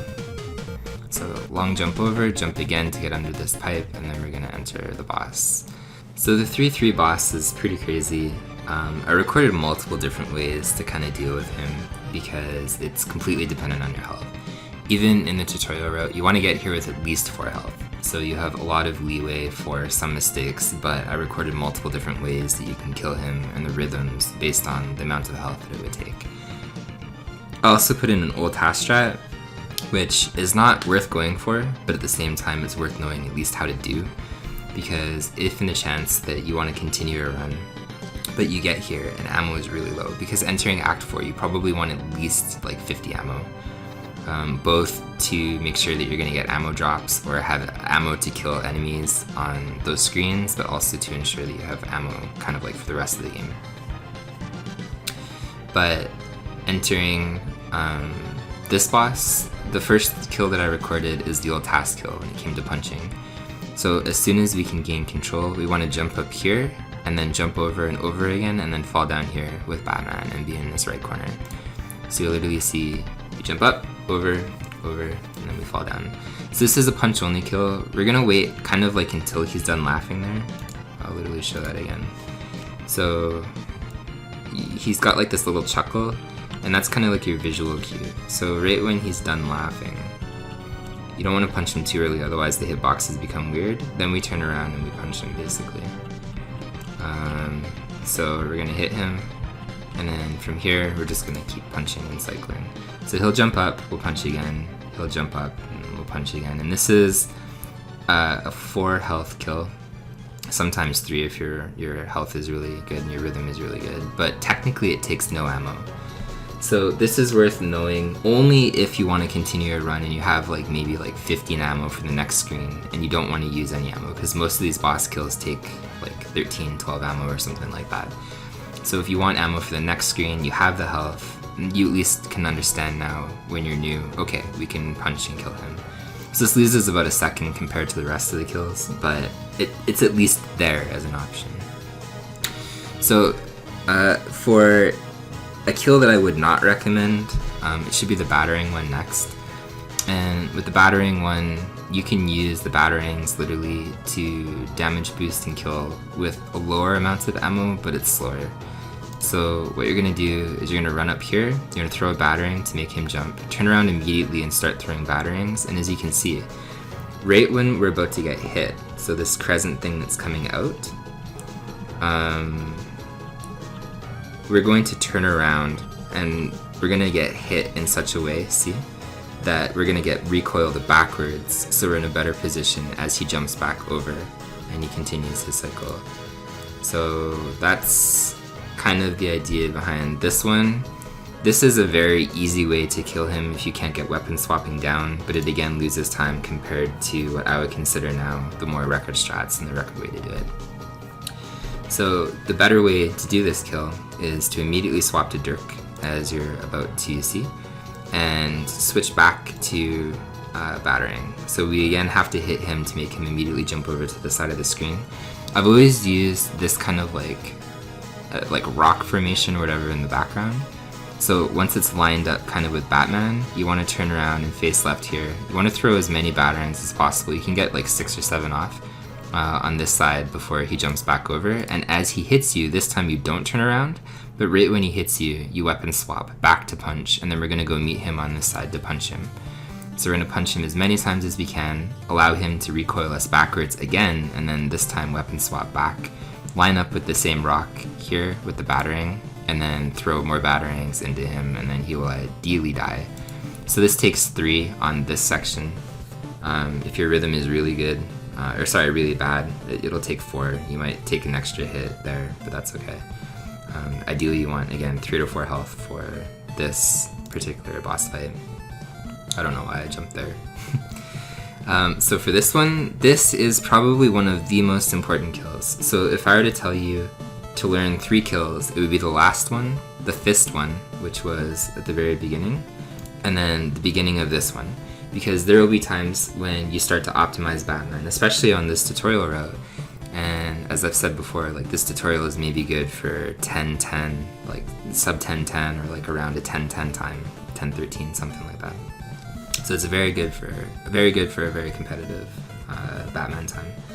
But there will be times that you get here where you do not have 4 health, you have 3. And the old way that we used to do this kill had to do again use with Dirk, but it only took 2 damage. So it's worth knowing this kill just so you don't have to die on this boss. So what we're going to do is again immediately weapon swap to Dirk. We're going to throw the Dirk. We're going to jump and throw a Dirk this time and then pass through him and start punching him. So I'll rewind that slightly. And you can see we're only going to neutral jump, and as he's falling towards us, we're going to throw the Dirk literally like that and then start running through him. But you want to delay this slightly, the jump rather, and running through him, because if you immediately run through, he will turn around and start hitting you. So from there, as I said, we weapon swap, we punch again, take the hit, and then there's going to be a battering swap here where we're going to use the same kind of line in the background but turn around there, and as he's jumping on the other side, we're going to switch to battering and then throw batterings into him this way. So if your rhythm is really good, you can kill him like that. I'd recorded 2 of these kills. You'll generally have to kill him on the left side, but if your rhythm is really good, this exact kill, you can kill him on the right side without him hitting you over again. So what that looks like is the exact same thing. We throw the Dirk through, pass through, punch. And your punches and batterings have to be really on point here. You see 2 health, and then we kill him this way. So he stays on this side, and you save a little bit of time. So that's pretty much all there is to, obviously, that boss. I think it's actually worth maybe playing the boss kills without interrupting everything this time. One last time anyway. Because I didn't really show any of them without... Okay. I didn't really show any of them without slowing down, so if you want to go back and see what they looked like without actually having to figure it out yourself, we'll do that right now and then we'll move on to Act 4. So again, the first is task only. This one is again worth knowing because it's just punch, or I should say old task only. This is when the task is like 11 minutes or something. So we wait until he's done laughing, turn around and punch. And the only reason that you want to learn this one is if you have a low amount of ammo. Low, I would consider like 20 ammo or less going into Act 4. Because otherwise you're going to have a pretty hard time balancing ammo until you get really consistent at this. This I would not learn, but if you cannot weapon swap, or if you're having a hard time learning weapon swapping immediately, this is kind of a decent substitute where you're only using battering, and hopefully between the punch and the battering one, you can obviously get through this boss. For this guy, this is the more standard kill. 100% I would learn this one, so we just weapon swap accordingly. We use this line again as the background indicator. Apparently jump on the wall after you're done. And then this one is 100% another one that I would learn. It's very important to have these backups ready. Otherwise, you'll see it all the time when it comes to new runners. They'll just die. And they'll 100% take a death on this boss. So as long as you have at least 4 health, no matter what entering this boss, you can do one of these variations of kills. Your execution should be on point where you're never taking, like 5 damage against this boss. So that is that, and we will see you in Act 4. Probably one of the roughest, at least when it comes to a tutorial and explaining it. Alright, entering Act 4. Oh man. In my opinion, Act 4 stops holding your hand. Not only does it stop holding your hand, it kind of kicks you in the back, and then it kicks you in the ass, and when you're on the ground, just when you're about to get up, it kicks you down again. And for Act 4 in particular, like as a whole, is probably one of the weirder acts, because I think when you're learning it for the first time, Act 4 is the hardest. And in particular, Act 4-1 is really hard. Act 4-3 is really hard, and the cubes are really hard, and then in between we have 4-2, which arguably, in my opinion, still is one of the easiest screens in this game. So we got this weird sandwich of like difficult, but Act 4-1 is a really precise screen. There is a lot of weapon switching on this screen. There is a lot of just general precision and reactionary execution, because unlike 3-1 where we were able to manipulate the jumpers, we cannot do that in this screen. We have different ways of dealing with the patterns that we're going to get, and there's technically 4 patterns that you'll see very often if you do the same setup, but for the most part you'll see 3. If you get the 4th pattern that's not in this tutorial, you basically need to kill it with batterings. The 4th pattern is like the jumper. The first one will neutral jump twice in a row. So I'll go through the various patterns. I'll kind of show you what to do on the various other patterns at the end of the screen, and this is a fairly decent one to go through.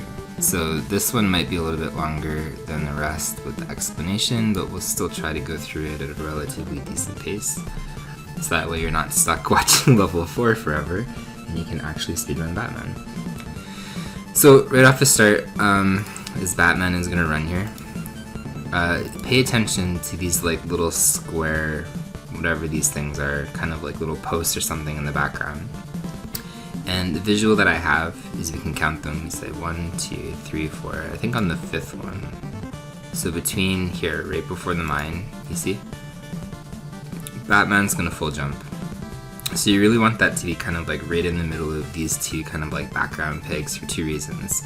First of all, we're gonna avoid this mine because we've activated the mine, and second, we've already swapped at some point to technically the gun. You can do this with the battering, the dirk, or the gun, or even your fist. But for consistency's sake, again, I chose the pistol. I usually do punch myself, but there's a reason I chose pistol, and I'll explain that later. But yeah, so we're gonna land, and we're gonna immediately jump again, and yeah, so sorry, we're gonna jump over here, we're gonna land now, and then we're gonna immediately jump again. But as we're jumping this time, we're gonna get ready to shoot the pistol, because this is what's going to be considered, I would say, the best pattern. And this is where it's very difficult, because this is basically a leap of faith. There is very little way that you can manipulate this jumper at all, and you just have to react to the pattern that you're gonna get. What makes this screen so difficult is when you're learning it for the first time, again, the jumper patterns are on about a 0.3 global. A little bit later, I think it's like 0.3, but like it's very close to 0.4. But anyway, the point is, like, they're on a global, so you're constantly reacting to this screen in particular. So if the pattern that you get is the best pattern, what will happen is the jumper, as you're jumping through and over this second mine, which is why we're gonna jump here in a second, will long jump through you, and you will shoot a pistol through the jumper, and as it lands, it'll land where Batman is approximately right now. It will neutral jump, and it'll leave you alone. So we'll see that right here. It'll neutral jump, and then by the time that we jump again, it's too far away to chase us, so it'll leave us alone, and then it just despawns. This is the best pattern that you can get in this screen, and it approximately breaks down to about 33%. You're going to get the best pattern, the second best pattern, the third best pattern, usually about 30% of the time, and then there's a pattern that you see probably about 10% of the time, at least based on jumping on that, where the jumper double neutrals and then it's just awful. Especially on, you know, like really good paces where a second matters. So, I'm almost tempted, actually I am going to do that. I don't know how to break this up yet. We're just going to explain the whole thing, and then we'll keep explaining as we go along, even if we repeat some stuff. So, as we're going to jump here, we're already switching back to battering, because that way it's not going to get convoluted and we're going to stay here. So let's rewind just a little bit. We're going to go here. We're going to run up to these fence posts with the pistol, jump between them, land, jump, shoot. We're going to weapon switch up to battering, and then we're going to jump approximately about right here, because we want to jump in such a way that we're not going to hit these spike cars, but we want to activate the spike cars because we want them to move. And we also need battering out for the next part of the screen. So we're going to jump from about here, so we land approximately right here. We're going to light jump over, and as we land, we're going to move a little bit further and jump directly into the spike car to take the damage. But as we're jumping down, we're going to throw a battering off screen so we get rid of the next guy as we jump up. So we're going to hit that guy and take the hit, and then we're going to jump up, collect the drop, and then keep going that way. So we're going to jump down again, and I would encourage you very much here to throw 2 batterings. You can kill this guy in one on the way down, but it is infinitely safer, and it loses almost no time. I actually do it still myself out of habit, just to make sure I don't accidentally get hit backwards on this guy. But as you're jumping down, throw a battering, and then as you're jumping back up to get back on this platform, throw another battering. So like that, and then kill him. So the reason that we're still on battering is because this is the next part. There's going to be some runners that appear on screen, and this is a fairly precise, weird movement. You can make a save state back here, like shoot pistols and kill this guy, and then from like the beginning part of like this other platform that you can barely see right now, make a save state to practice this next section. But as you're running, we want to run to the very corner of the ledge, and you want to jump off probably, you know, like right at the very far pixel there, but you full jump, you don't let go of A at all, and as you're jumping, you let go of right for just a couple of frames after you throw the battering. And what that will do is it will allow Batman to not collect the battering on the way down. And this battering, instead of going back into Batman because you let go for those couple of frames, it'll loop back down and it'll kill this runner right here instead. So as we land, we throw 2 more batterings to get rid of these 2. So that will kill the guy behind us, that will kill these 2 guys in front of us. And this is actually fairly important because this is like one of the screens that it can lag if you keep these runners alive. So we're gonna leave this drop alone, keep running forward, we'll collect whatever 2 drops those were. And as we're running forward, we're going to switch to the Dirk. So as you can see, this is like a very input heavy screen. So we'll collect those 2, switch to the Dirk, and we're gonna run basically really up close to these guys coming along, and right before they're about to hit us, we're just gonna jump over, and right before we're about to land, we're getting ready to throw a dirk here. We again can't see it, but there's some enemies off to the side of the screen, but as we land and we keep running forward, the dirk is going to hit them right as they appear on screen as it spreads out.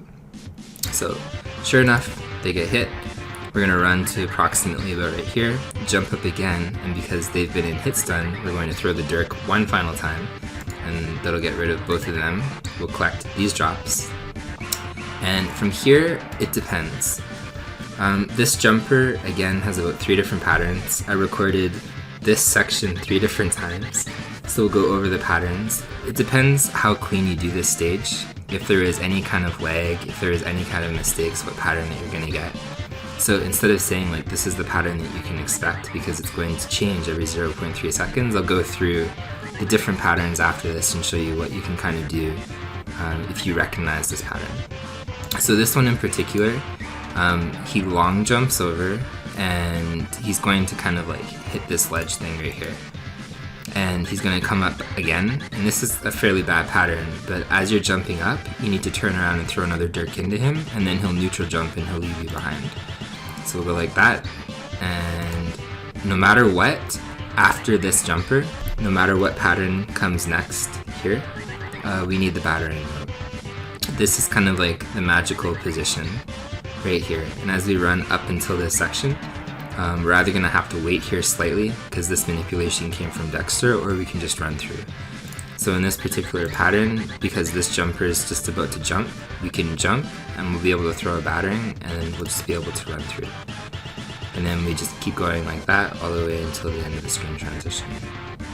So, doing the exact same thing again, which is why this is a very heavy thing to explain. I think I recorded it in chronological order, but in this particular case, we're still going to do the exact same thing. We're going to get in between these 2 signposts right here, or not signposts, but those posts. Jump, but this time the jumper will neutral, and he will follow us slightly. So you see this? He'll jump, and this is really hard to explain. But as you're jumping here and you see him following you, as you're landing, you need to let go of the D-pad for, I'm guessing, like 3 frames. It's like a very short amount of time, like 3 to 5 frames. Like pretty much when you're jumping over these guys, you let go of the D-pad for just a little bit. And what that does is it forces him to neutral jump and leave you behind. So he'll go like this instead. And he won't follow us and he'll leave us behind. So this manipulation comes from Dexter, and it is very, very, very difficult to explain that, because if I were to go back here slightly, I would say I'm holding right, and then as I jump here, like I'm letting go for frames, like maybe again 5 or 6 frames right here, and then I keep holding right after that, and then that basically makes his jump cycle disturbed just enough that he's not going to long jump at us. Instead, he'll short jump again, and then he'll leave us behind. So the rest of the level is relatively the same. We jump into this spike car, we take the hit, we throw the battering, collect the drop, jump down, throw the battering again twice, and it's literally the same as before. So the only difference is when we get to the end of the screen this time, there's going to be a couple of different hopper patterns. So when we get there this time the jumper is mid-jump. So if he's mid-jump as you're jumping down, he will either jump at you slightly or neutral jump again. And if that's the case, you can throw a dirk. This is a really awkward strat. This actually comes from me from a long time ago. And if you know that he's going to do on this pattern, like jump at you a little bit, you can throw the dirk to hit him, weapon cancel, and then switch to punch right afterwards and jump up and punch through him like this. He will light jump at you, and then he'll neutral and he'll leave you alone. So he'll leave you alone right there, and then coming up here again, we don't have to stop because this jumper is already going to be jumping at us. So when we get to this part, we can just jump immediately and then throw the battering, and he will leave us alone as well. So leading into the third pattern that you will see most of the time, this is the bad pattern. So this is why I chose to use the gun here.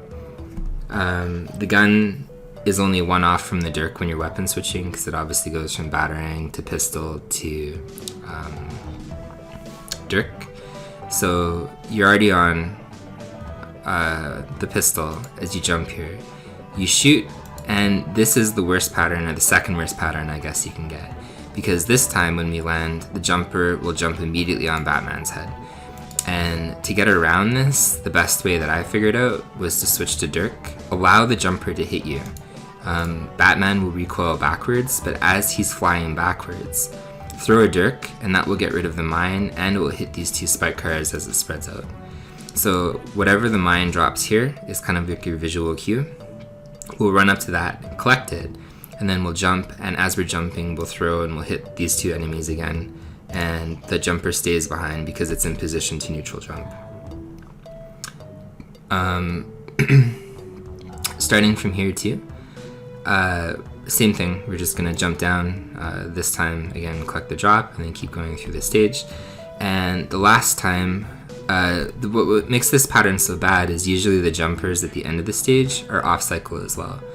So when you get all the way to the end of the stage here, for example, now the jumper is going to chase us on this platform as well. So we have to go like this, throw down, and then we have to walk. Oh, okay, sorry, never mind, we don't.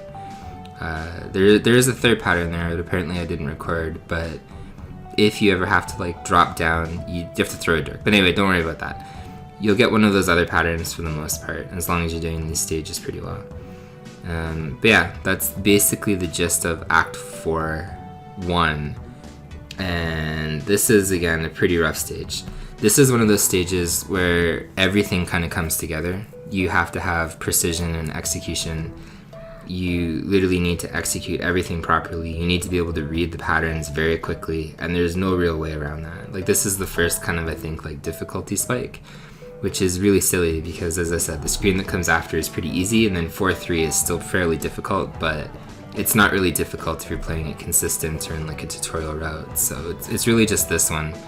And I really wanted to push all of the proper strats on Act 4 in particular, because by far and none, I think when somebody's learning this game, this is like the screen that they struggle the most with, because I think historically this is the screen that has like the least information about it that people can share, like point to a video that's already existing somewhere on YouTube and be like, okay, this is how you do this screen.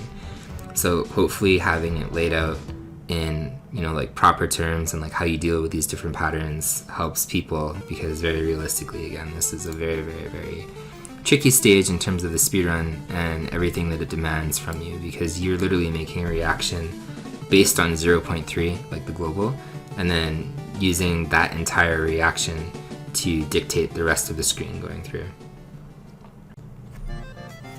So entering 4-2, as I said, it's not the hardest screen. It's still, I think, both in kind of like this tutorial sense, but also optimized speedrun sense, probably the easiest screen in the entire game. As you begin to perfect it, you'll see there's really not a lot to it. It's just very basic kind of execution compared to the rest of the run. But I think who said it best was actually probably Andy, because Andy said even though 4-2 is really easy, there's a lot that can go wrong. So I'll try to point out again, you know, like various visual cues and stuff to make sure that you're on the same page. But as long as you practice and you're like very consistent from the same kind of like cue areas, I really do think that this is still the easiest screen in the entire game. So I chose to weapon swap in a very specific way here. There's actually multiple ways that you can do this next section, but we're gonna switch to the batarang right off the start. So as Batman's running, we're gonna run to the very corner of this ledge right here, and we're gonna swap once to the batarang. Once we get to this ledge, we're going to jump full off the ledge, like as many frames as you can hold. And right before Batman hits the ground, we're going to toss batarang. So as you can see, we're going to jump, toss the batarang, and then this runner who is running off the ledge after we started to do that is going to fall down. So as he's falling down, we're going to jump over him, and we've already swapped at some point after the runner was dead to gun. And as we're jumping, we're going to shoot one, and right before we land, we're going to shoot another. This is very similar to kind of like the way that you shoot the gun in 3-1 and then at the very beginning of the game in 1-1. It's actually funny thinking about that. You do it oh no, sorry, it's 3-3. So it's 1-1, 3-3, and then whatever. But anyway, so as we're jumping, we'll shoot the gun twice, and then that heart is actually a really good indicator, or whatever ammo drop or whatever you're gonna get there. Because once that drops, we're gonna run right up to that drop, and we're gonna pick it up. But once this guy dies, we're switching to the Dirk. So you run into that drop, whatever it is, collect it, and then full jump over, and you'll miss that next runner that's going there. So from the start, we'll go like this. Full jump, throw the battering, weapon swap, pistol, shoot twice, he dies, weapon swap. And then we're gonna take the Dirk this time all the way to this section right here. So our visual right here is we're gonna jump both to get down this pit, but also to throw a Dirk at the peak of Batman's jump to hit a fire guy that we can't see yet. So as we continue to run to this section, we're gonna full jump and throw a Dirk right at the peak here. And VLC really doesn't like this stage for some reason. So right at the peak, you throw it, and then we're gonna just wall jump up. We switch back to punch, and we're gonna punch and kill this guy. So after we punch and kill him, we have to switch back to Dirk again. And you have a lot of time, like in between this entire section right here is where you can switch to Dirk, basically after that flamethrower is dead. So you have a lot of time to do that. Again, however your brain wants to figure that out. Some people weapon swap immediately, some people wait until they're in the middle of the air to jump. Like, it's actually very interesting to see where people do that. At least to me anyway. But anyway, after this is dead, obviously we will weapon swap again to Dirk. We have to do light jumps. Careful not to hit Batman's head on any of these jumps, because you will fall down into like this area or have to like wall jump back over. And as we're doing this section, oh, that was way too far. As we're doing this section, here, I'll show you. And we swap to Dirk. On this one, right when we're about to land, we throw it, and then on the way back up, we throw it again. And that will get rid of this spike car right here. And as that spike car dies, we're just gonna jump off this wall and then jump over and collect that drop.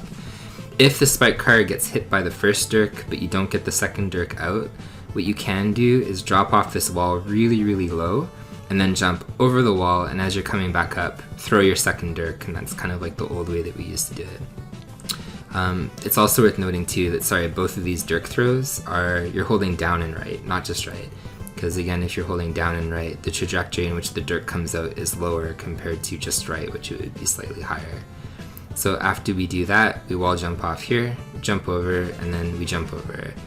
So this area right here, I want to pause it and explain. So once we get to like this area, we're gonna have to cross kind of like these little gaps. But what makes these jumps really, really tricky to new players is the ceiling is very low here once we're back up here. And to get around that, we're gonna walk each time before we throw a Dirk right to the very ledge, almost as if Batman was like halfway falling off, and then we're just gonna jump across.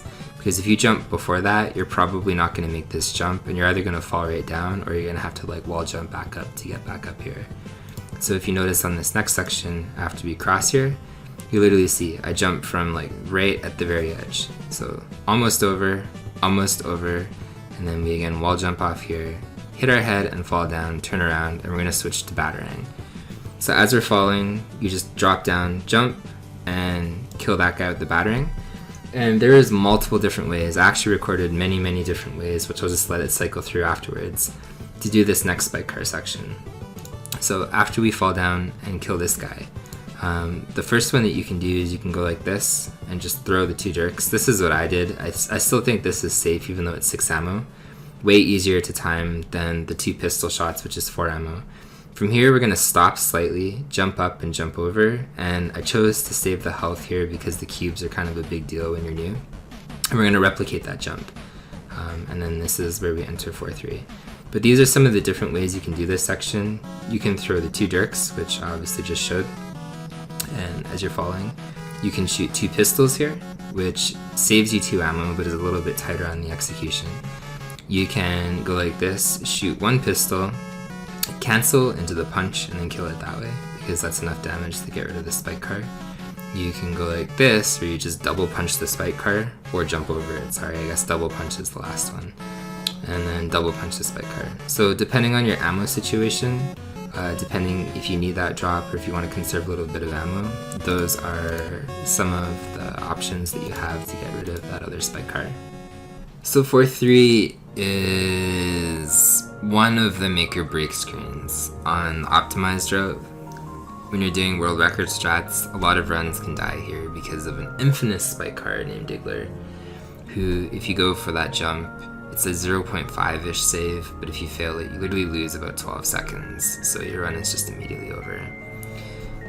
Entering 4-3, right as we're falling, because it's kind of like a weird vertical fall, right when we're falling, we're going to switch to the battering. So 100%, actually this strat comes from me from a long time ago. We're going to fall all the way down here, and we're going to wait for about 0.3. So the reason that I chose to include this strat is because usually when you fall down this shaft, you take 2 damage. And I don't know what your health is going to be like here, but again, I think up until this whole point, there's like 1 damage that you need to take, in theory, in this kind of like tutorial route. So you should be relatively healthy again, as long as you're very consistent with practice and stuff like that. And you're not taking extra damage or anything, you're not doing any of the damage boosts, but you're still on a very competitive pace at this point. But as you're falling, this strat comes from Zeman, where you wait probably 0.3. You land here, and then you wait, and then you start falling again.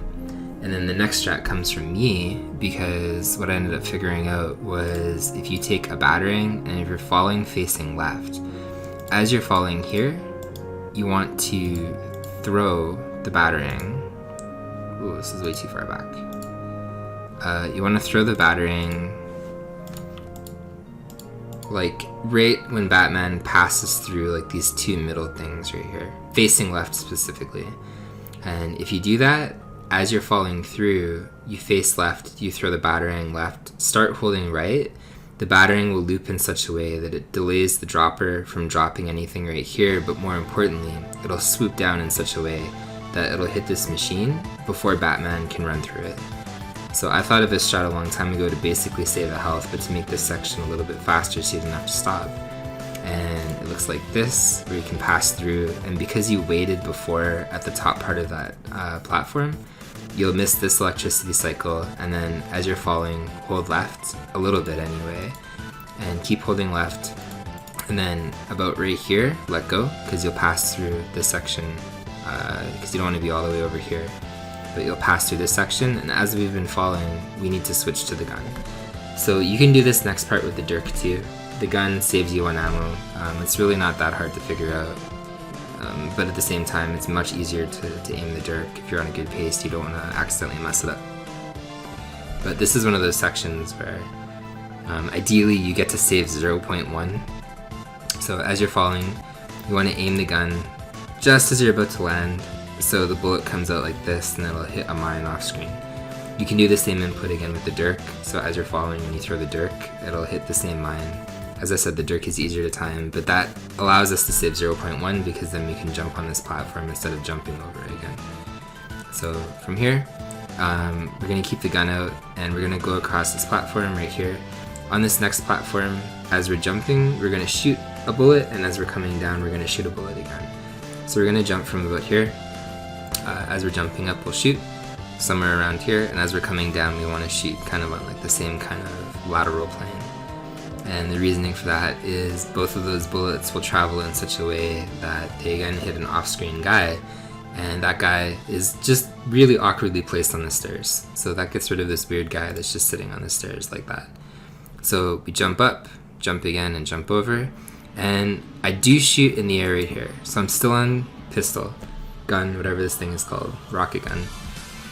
And shooting in the air is probably worth doing right here, or keep in mind if you don't want to shoot in the air, you might have to shoot like a 3rd bullet.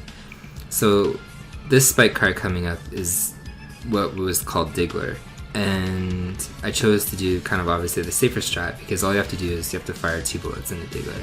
But there is a small glitch in this game where if Batman basically is like really close to the ground and you're about to either attack or throw out some kind of weapon, and you do it, like you're about to shoot and you land, but the weapon animation doesn't come out, Batman basically enters kind of like an animation lock. So it affects the battering, I think, and it affects the gun for sure. But the next time that you shoot one of those weapons, it comes out very delayed. And to get around that, I shoot up in the air, because once you shoot, it basically like resets the possibility of that happening. So it's always a good habit, unless you're like really low on ammo, to shoot in the air like this, just in case you activated that somewhere, you know, down below or something like that. So as you land, you just jump over again one more time, and then we're gonna shoot twice here. I wonder why it renders like that. We're gonna shoot twice here, and then just jump over, and then jump over again. And going forward, we're gonna switch back to punch. And the way that I chose to do this tutorial section was, once we get up on here, and you pass through here, this area, so you have to do this area very smooth and pass through this conveyor belt also very smooth, otherwise this guy spawns on screen and you're gonna have a bit of a problem. So there's two options that you can do here. If you have 8 health, I would say it's worth going for it. If you have a very high amount of health at this screen, it's worth going for it. And it's very simple, because all you have to do is land on this conveyor, jump off this wall, and then land into the spike cart. And then jump out of the spike cart. So that eliminates any timing whatsoever. You lose 0.3, which in the grand scheme of things, unless you're starting to go for like sub 10 paces, isn't that big of a deal. But it completely removes any kind of manual timing. Otherwise, what we need to do is we need to jump on this conveyor belt, and we need to jump off the wall, so we're grabbing onto like the very corner pixel. It's a fairly precise jump, but the more you practice it again, the better that you're gonna get there. And as we're doing that, you see it's like the very corner of this thing. We're going to light jump off, and we're going to attempt to punch that spike cart 2 times. So if you punch him twice, it will die and you'll be able to collect a drop here. If you don't punch him twice, then what you can do is just punch once and immediately jump out, because you'll still have enough iframes to punch him once, land, and jump out of his hit stun animation before taking a hit. But you have to make sure that this is a really light jump and you're like barely on the way over. So just tap it, see, like that. I missed the second punch. And then this requires a fair bit of weird explaining, because this is a very weird jump here. Either way, if you jump in this spike car and jump over, or jump and punch once and jump through, or jump and punch twice and kill it and jump over, same goal, you just want to land on this section right here. And when we get to this section, we're going to walk all the way to the very far corner right here and jump. So the visual that I have for this is literally like that. Batman's foot needs to be lined up like literally flush with this ledge here. And we're going to full jump. And this strat comes from Endy, and it's made this area extremely consistent over time. Whereas normally in the past it was pretty annoying, because you could lose like a couple of seconds not timing this properly. But this is another pretty tight frame window. You only have a few frames to do it. But as you're jumping, you're full jumping, Batman will kind of like collide a little bit with this block as he's jumping. So what we need to do is full jump. We're 100% wanting to hit this. But pretty much when Batman hits like this side of the block, you want to let go of the D-pad for just a couple of frames. So you let go of right for just a couple of frames, right when he's about to hit here, and right after he's kind of like collided with that block, you hold right again. So again, I'm guessing like this is like a 5-frame window maybe, where you let go of just for a few frames. So basically right when he's about to hit that, you let go, and then right when he's about to pass it, you hold it again. And what that ends up doing is Batman literally jumps from here all the way down, and instead of hitting here and losing some momentum, he passes through and then he ends up landing on this conveyor block right there. So again, if I were to slow that down, I would say like right here is maybe where I'm not holding right anymore. And then actually maybe like the last couple of frames. So right here is where I'm not holding right, and then I'm starting to hold right again. So maybe it's even like a 2 or a 3 frame window, I'm not sure. But you're letting go of it just for just a few frames there. So that makes sure that you always pass through and you land on that conveyor, and as we're doing that, I usually weapon swap because I need battering coming up here. So there's a couple of ways that you can do this section. I chose battering for 2 reasons, because it's the easiest way to kill the tank. And what you can do is you can jump and do 2 things here. So I chose battering to minimize weapon swapping on this particular kind of like staircase climb, because as you're jumping you can throw a battering into this guy and either jump immediately again and hide under the fireball that the dragon will either shoot at you, or you can jump from the iframes on this guy to the 3rd one, which is what I do here I think, and kill the dragon tank that's up on the top of the stairs. So we'll see coming up here, I just pass through this enemy and then I jump again. I did the 2nd jump there. You throw a couple of batterings, and then as we're coming up we wall jump. We're going to keep scaling these stairs. So you want to jump on this stair, and this stair. There's no reason to go on all of the stairs, that just wastes time. So 1, 3, 5, and then from the 5th stair we jump over here. We have our weapon out, like our battering out, and we're going to again throw 2 batterings, maybe 3 depending how your rhythm is, but usually you just have to throw 2 to kill the tank. And right after the tank is dead, we're going to immediately swap to Dirk. So it's a bit of a fast weapon swap here, but you'll see after we kill it, we immediately swap to Dirk. So 1, 2, 3. And this strat is kind of weird because once we're on Dirk, we want to neutral jump up, jump off of this platform here, and as we're throwing a Dirk, it'll spread out, it will hit these 3. And right after the Dirk is thrown, so you're turning around just to throw the Dirk. Right after the Dirk is thrown, you face right, grab the wall, and as you're jumping off of the wall, you're going to throw a 2nd Dirk, because the first one will be off screen by then, and then the 2nd one will kill all 3 of these enemies. So what that ends up doing is it kills all 3, but it gives you 3 different chances for drops here, which are pretty important towards the end game. And hopefully you have enough health, maybe you get like a lucky health drop here or something, because there's 2 more heart drops, ammo drops or like health drops that we're going to get at the top of the screen. So this gives you an additional 5 chances to pick up enemy drops, 3 specifically from these stairs, but this strat is pretty easy once you learn how to do it, and it's only about a 2nd slower than the world record strat. So it's not that big of a loss there. So we're in a neutral, turn around, throw a Dirk, grab the wall, and then throw another Dirk. And then we jump here, here, and then here, and then over. So we get rid of Dirk, we jump over this guy, you delay this jump a little bit, and then you punch that thing to collect the drop, and then same thing, it's literally a repeat. So you go like that, and then we enter the cubes. So the cube fight that I chose to include is actually the old cube fight, it's not the record cube fight. And the reason that I did that was consistency yet again. So there's a very consistent way to do the cube fight, and the world record way makes it much harder to survive. So at this point you should have more than enough health, even if you don't get the manipulation properly. So basically an overview is how the cubes work in this is they have frame dependent patterns that you can't really determine or control until you enter here.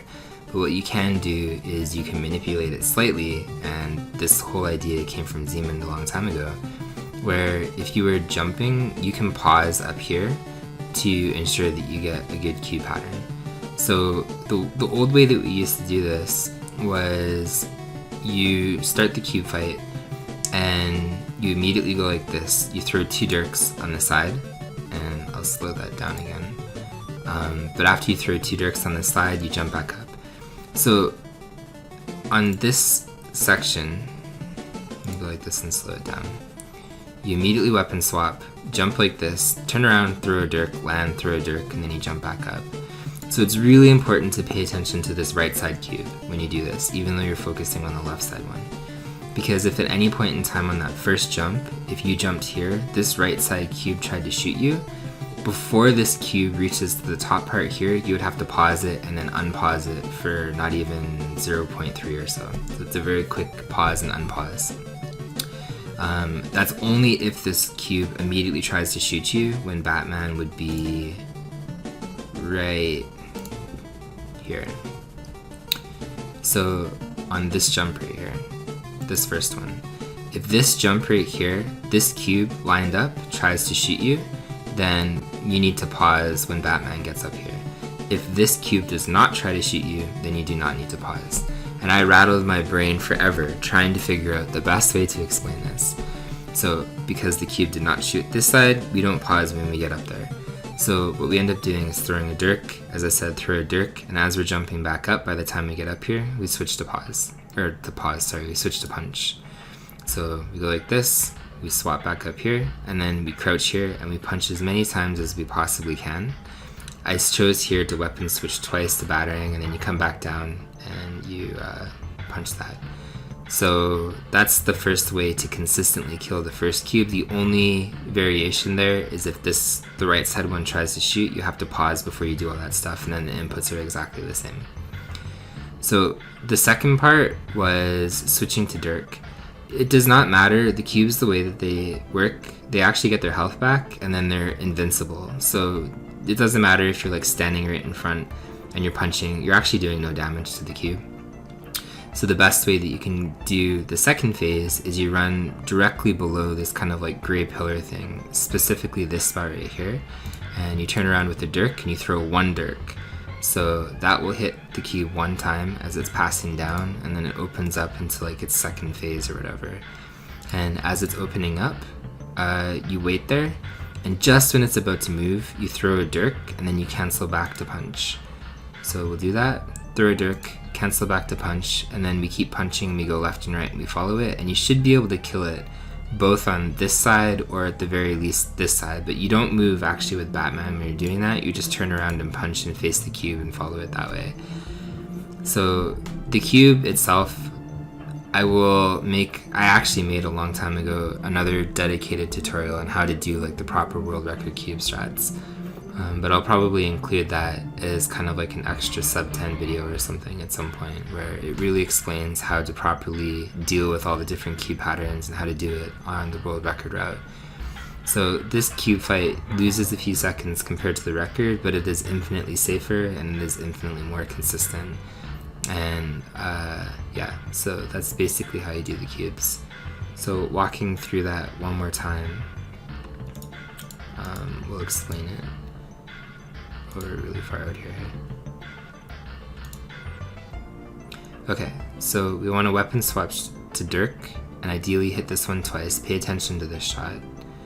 Jump up, switch to punch, punch it as many times as you can. As it passes us, switch to battering for that extra damage. Fall down that hole, switch back to punch, and then you should kill it anywhere from here. Switch to dirk, throw one dirk so it's flashing. Throw another one, switch back to punch, and then kill it that way. So we're going to enter Act 5, which is one of the harder levels, but at the same time, hopefully by this point, because you followed the tutorial, you'll have more than enough health. You'll be entering at, I'm hoping, like at least 4 damage, so you get max health back. And from there, we'll go say hi to the Joker and Firebug. Alright guys, welcome to Act 5. Act 5 is kind of rough. There's some stuff, but there's actually, depending what you do anyway. Okay, it sucks. But yes, depending what you can do, there is a couple of options, so it's not as bad. But right off the start, we're actually not going to weapon swap for once, we're just going to keep punch out. And this might be one of the only few stages like that, where we're not immediately starting the stage and switching to a different weapon.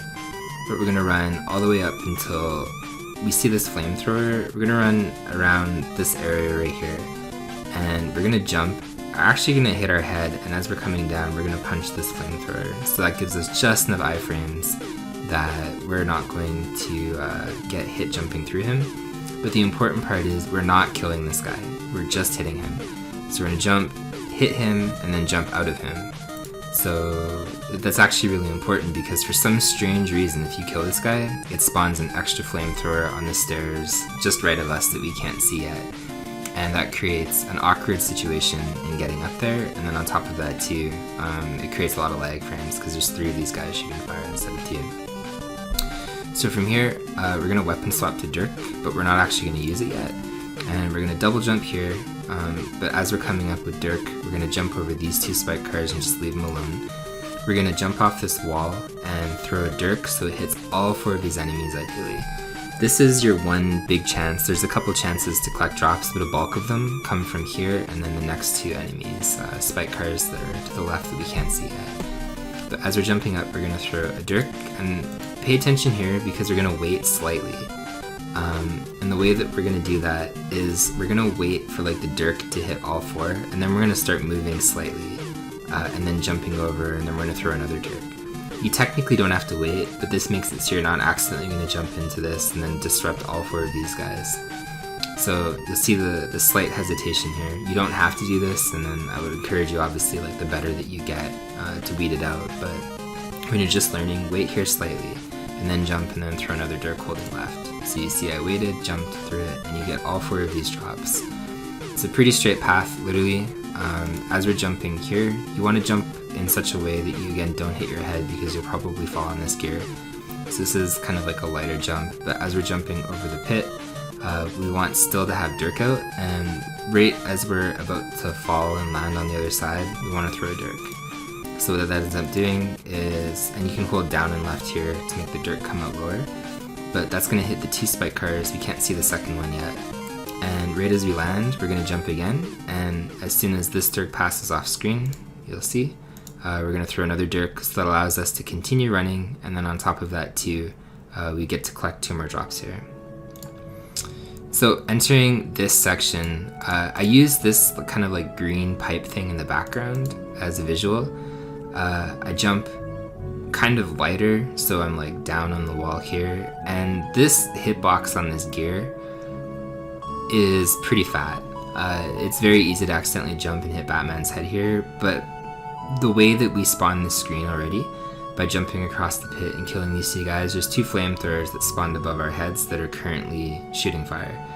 So we can't take a hit here and then make that cycle. We have to jump up, and then jump again, and then we can make basically 2 cycles. But if we take a hit here, it's going to mess that up.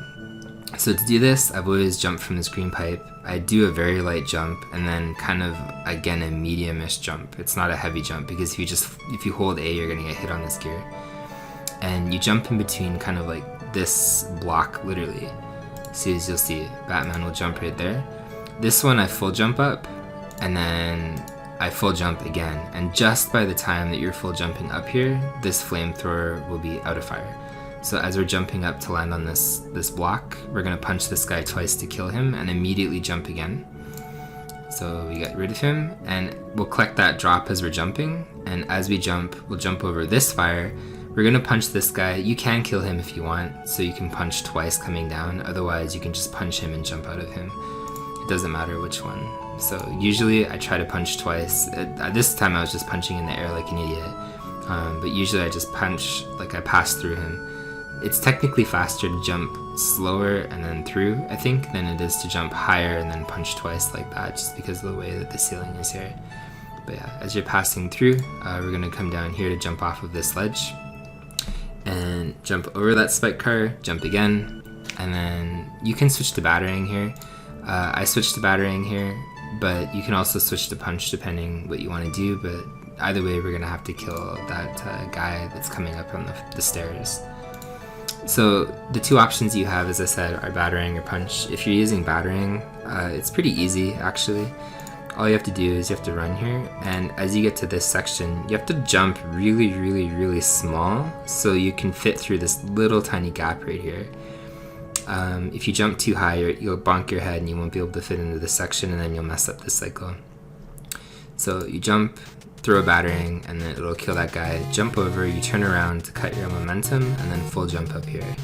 And as you're full jumping up there, we want to jump again just on the wall right here, and that's mainly to get rid of this robot claw thing, because it'll be on a cycle as we're coming up, because as we were coming up here, this guy spawned and he started doing his stuff. So I'll I'll rewind that slightly a little bit. So I chose to wait on this next section so you're not losing health specifically before Firebug. So you'll see here, as I jump off this wall, I'll wait here for this fire to pass, jump up again, and then jump up again. The world record route damage boosts through this guy, but you're only losing about 0.3 here, and you're saving a heart, which is more important, I think, for Firebug. So this jump right here is notoriously almost famous for being too hard. And I love this game. Like, I think it's honestly an amazing game. Casually, I think it's an amazing speedrun, but casually, that jump is bullshit. At least from a game design point of view, because you have 4 different pixels to make this jump, which require 4 different jump strengths, depending on the pixel that you're grabbing from. So I included this just to explain, okay, this is basically essentially a pixel perfect jump. Depending if you obviously jump and grab higher on the block, you hold A for less, but if you're jumping from lower on the block, you hold A for more. And there's no real easy way to do this other than practice, because it's just a very precise jump. And I think it's bullshit just because there's 2 in this stage. Nowhere else in the game do they introduce you to this kind of precision casually. They just throw it in right at the end of the stage. So I don't know if that was intentional back then, or I don't know if this was, again, just by accident, it just ended up being this tight. But this is a really rough jump, and the fact that there's 2 in a row is not fair, because it just artificially spikes the difficulty like crazy in the last stage. But if you cannot get this jump at all, I did route this in such a way that hopefully you're at full health here, and hopefully you can do this entire section without taking damage for the most part. Because what you can do as an alternative is you can walk off this platform just holding left, and then as you fall into the the gear, you hold A and you'll automatically jump out on the same frame. You can do that on the upstairs gears, or the upstairs, like the gears above, and you can do that on these gears right here, and it completely removes like any kind of execution. But the trade-off is it's first of all slower than obviously just jumping through, at least if you're doing it this way, standing on the gears. And then the second trade-off is you're losing 1 to 2 health depending on whatever your health is. And at minimum, you really want 5 health entering Firebug. So you're cutting it pretty close to that case, which is why it's so important to like really keep your health up. So this next section is one of the harder strats, I think, for runners to learn, period, in the entire game. And I really thought about what to include here, and I decided to actually do the hard strat, I think. So the hard strat is the dirk jump, and what we end up doing is we have to switch to dirk really early on. So even before you jump up here, as you either jump, like off these gears or like off this wall or whatever, we need to switch to dirk. So before we're even jumping up, make sure dirk is out. As we're jumping, it's really important to do a neutral jump here and jump onto this wall, not this one. So we're gonna wrap up, grab this wall, and just the way that we're spawning the screen, we want to literally do a wall bounce, not a wall grab, off this platform, like right here. And we have to do it in a very precise way because we need to bounce off this wall and avoid this claw, because if you're too high, you'll immediately hit Batman's head on this claw and you'll just plummet. So you need to bounce up in such a way that you're bouncing off of this wall and you're just below the chain. And if that's not horrible enough, as you're falling, you grab onto the wall and you have to jump, so you're really kind of like pushing the screen up as high as possible. So you see like this. And the reason that we need to push that screen up is because it disrupts the cycle on the robot claw above. And that allows us to do a couple of things there. So I'll replay that. And it allows us to pass through the second robot that we can't see yet. So he's not gonna have the same cycle. So we wall bounce, throw, get rid of our dirk, we punch this guy, neutral jump up, and then we immediately wall jump up this way. And this is the robot that we delayed doing that, so he doesn't hit us. So this is a very rough section. If you cannot get that down, the alternative strat, I would think, would be... I think it would be all the way down here, actually, when you're jumping up. to jump on the left wall, and I'll record it afterwards so I can show you, but you would jump up the left wall, and then you would jump up this other wall, and you would jump directly into the robot this time. And then you would stand there, punch it to death, switch to battering, and then throw the batterings there. But it's really not a good thing to do that, because if you take an extra damage, Firebug is going to be really rough. And the whole point of this tutorial was to ideally do it deathless, and then at a really good time. So from here, from here, after we get up here, there's another one of these jumps. So again, it's a pixel perfect, essentially pixel perfect, a 4 pixel window, but every jump is again a variable jump height. And after we jump over here, we're neutral jumping on this platform again. So we come up this way, and I'll rewind that slightly. So yeah, go like that, pass through, we're on punch here, neutral jump, wall jump, up, up, up. And I avoided the damage here again, so we're staying below the fire. And then we just wall jump up here, and then same thing, neutral jump, right, left, right, and then double punch this guy, jump under, and then we're switching to Dirk. We're gonna throw a Dirk, cancel, and then punch for the Dirk punch to exit this stage. So there's no real beating around the bush. This is a hard stage, and you need to practice it a lot. Like, this is one of those heavy stages where you can probably just practice it over and over and over again. I would say in terms of execution and making sure that everything is right 100% of the time, this is probably one of the harder stages, at least when you're learning to get down. Because what's so rough about this stage is if you don't do it properly, or you take a lot of damage, especially because entering Firebug, you don't get any kind of health refill. Like if you enter Firebug at 1 health, you're fighting Firebug at 1 health. So it's really important, ideally, to have consistency here. But if you're entering, and you should be entering Act 5 with at least 8 health, or like a full health refill, that you don't take more than 2 damage on this climb. Because Firebug has 2 different ways, which I'll explain how to kill him.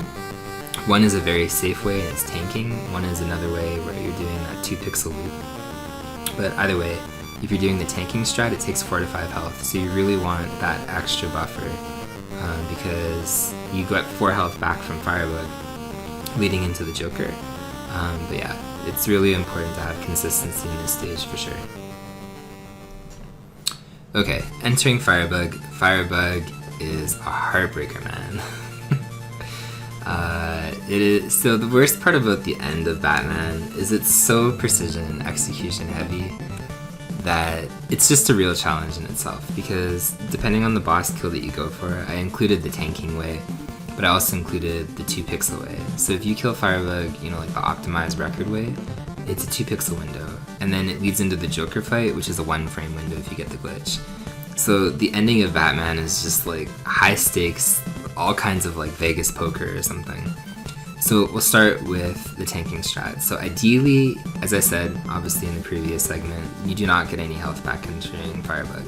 So if you do enter Firebug with, I would say, at least 6 health, and you want to be completely safe, tanking is a thing. So practice this kill. The actual kill itself, like when you're tanking Firebug, is pretty free.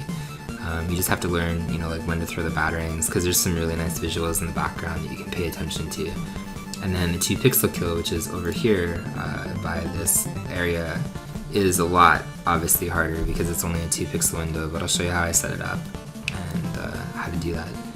So the worst part about Firebug is, I guess I'll get to that when it's the pixel kill. So starting off with just the tanking version, Firebug will spawn on screen, and once he spawns on screen, he'll come over. So to do the tanking version, we're gonna walk backwards like that, and we're gonna walk a little bit forward. So I'll go back actually slightly. There's like these little fence things in the back before Batman spawned in that you can pay attention to. So right here, ooh, there's not a whole lot of frames that Batman doesn't spawn in on. To do that frame by frame. My goodness, Batman. Spawning super fast there. Okay, go frame by frame.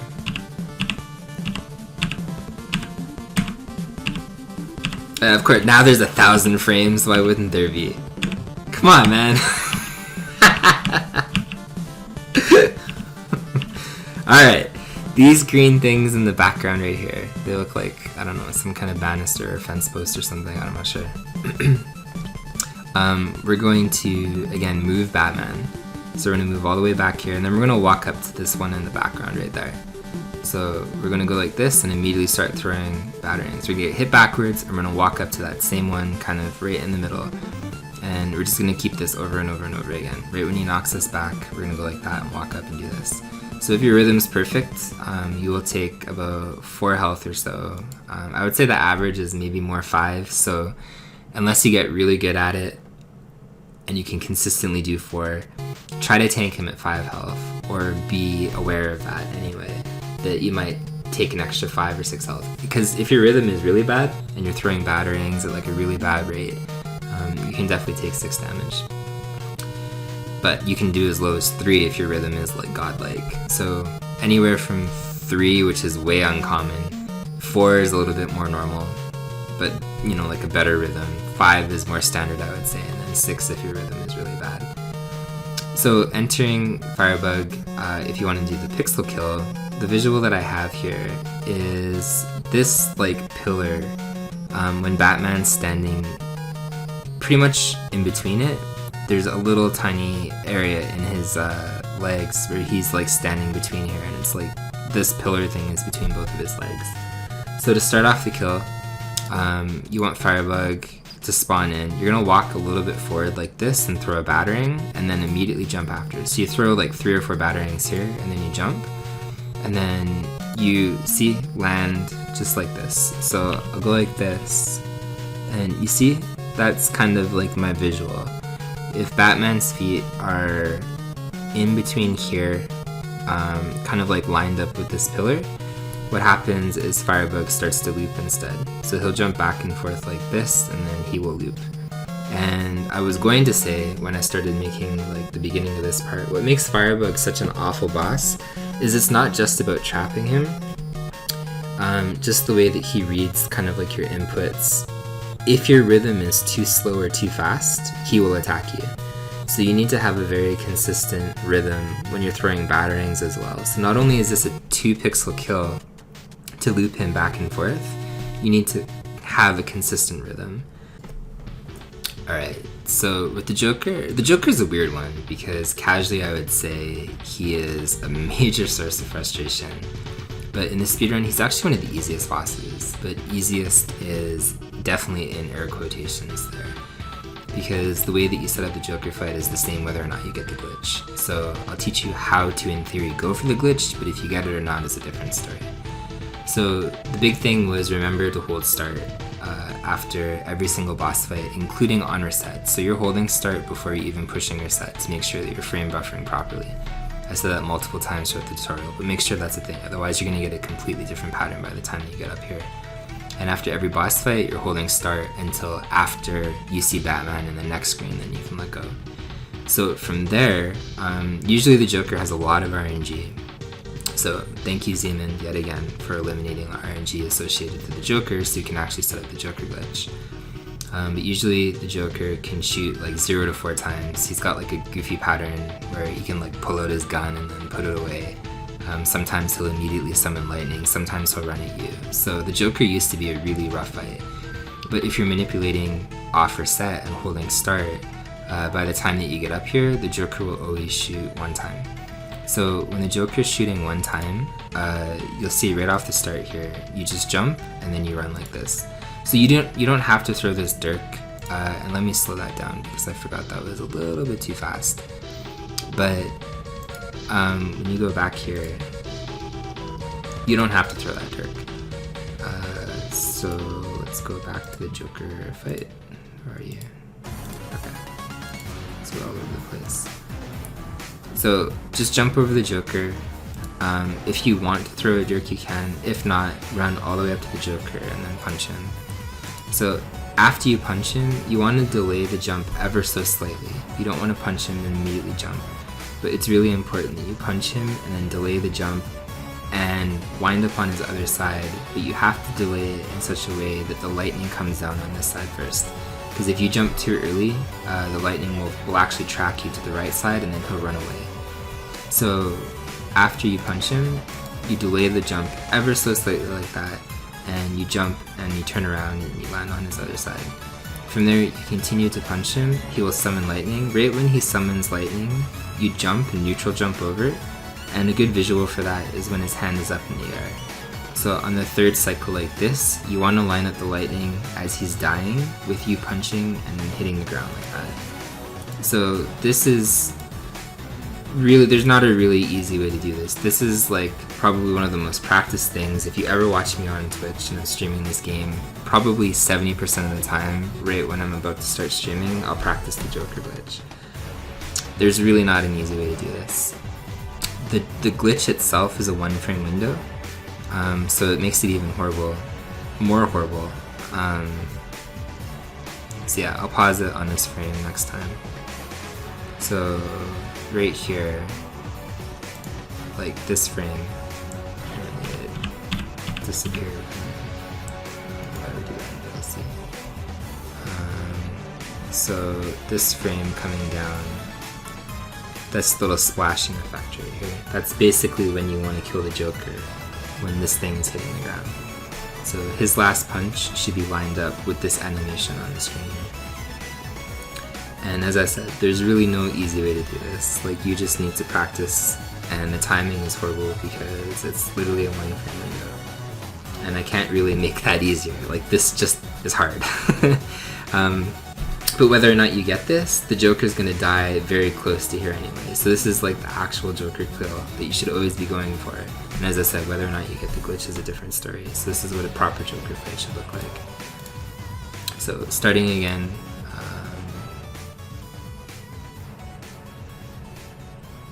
you can either throw the Dirk, but again, don't worry about it. If you don't throw the Dirk, just imagine that Dirk's not there. You just jump over, you run up, and then you punch the Joker, and then you jump to the other side, just as you would like here.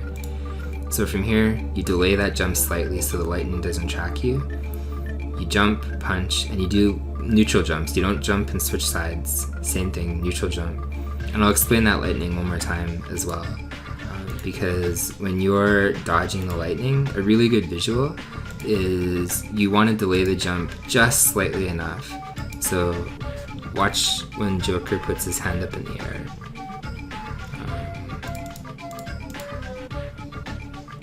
So he puts his hand up in the air, and then you see I start jumping pretty much after he puts his hand up in the air. And then you move over ever so slightly. So I'll do that in real time, and you can kind of like look there. But after he raises his hand, it's like half a second you're waiting, and then you jump. You don't jump as he raises his hand or before, because that way you'll accidentally jump into the lightning, or the hitboxes will be a lot harder to avoid. So you'll see, he raises his hand, then I jump. And then he raises his hand, then I jump. And you'll always get this pattern when it comes to the Joker glitch. And yeah. So that is it. As I said, unfortunately, there's not a really easy way to explain this fight.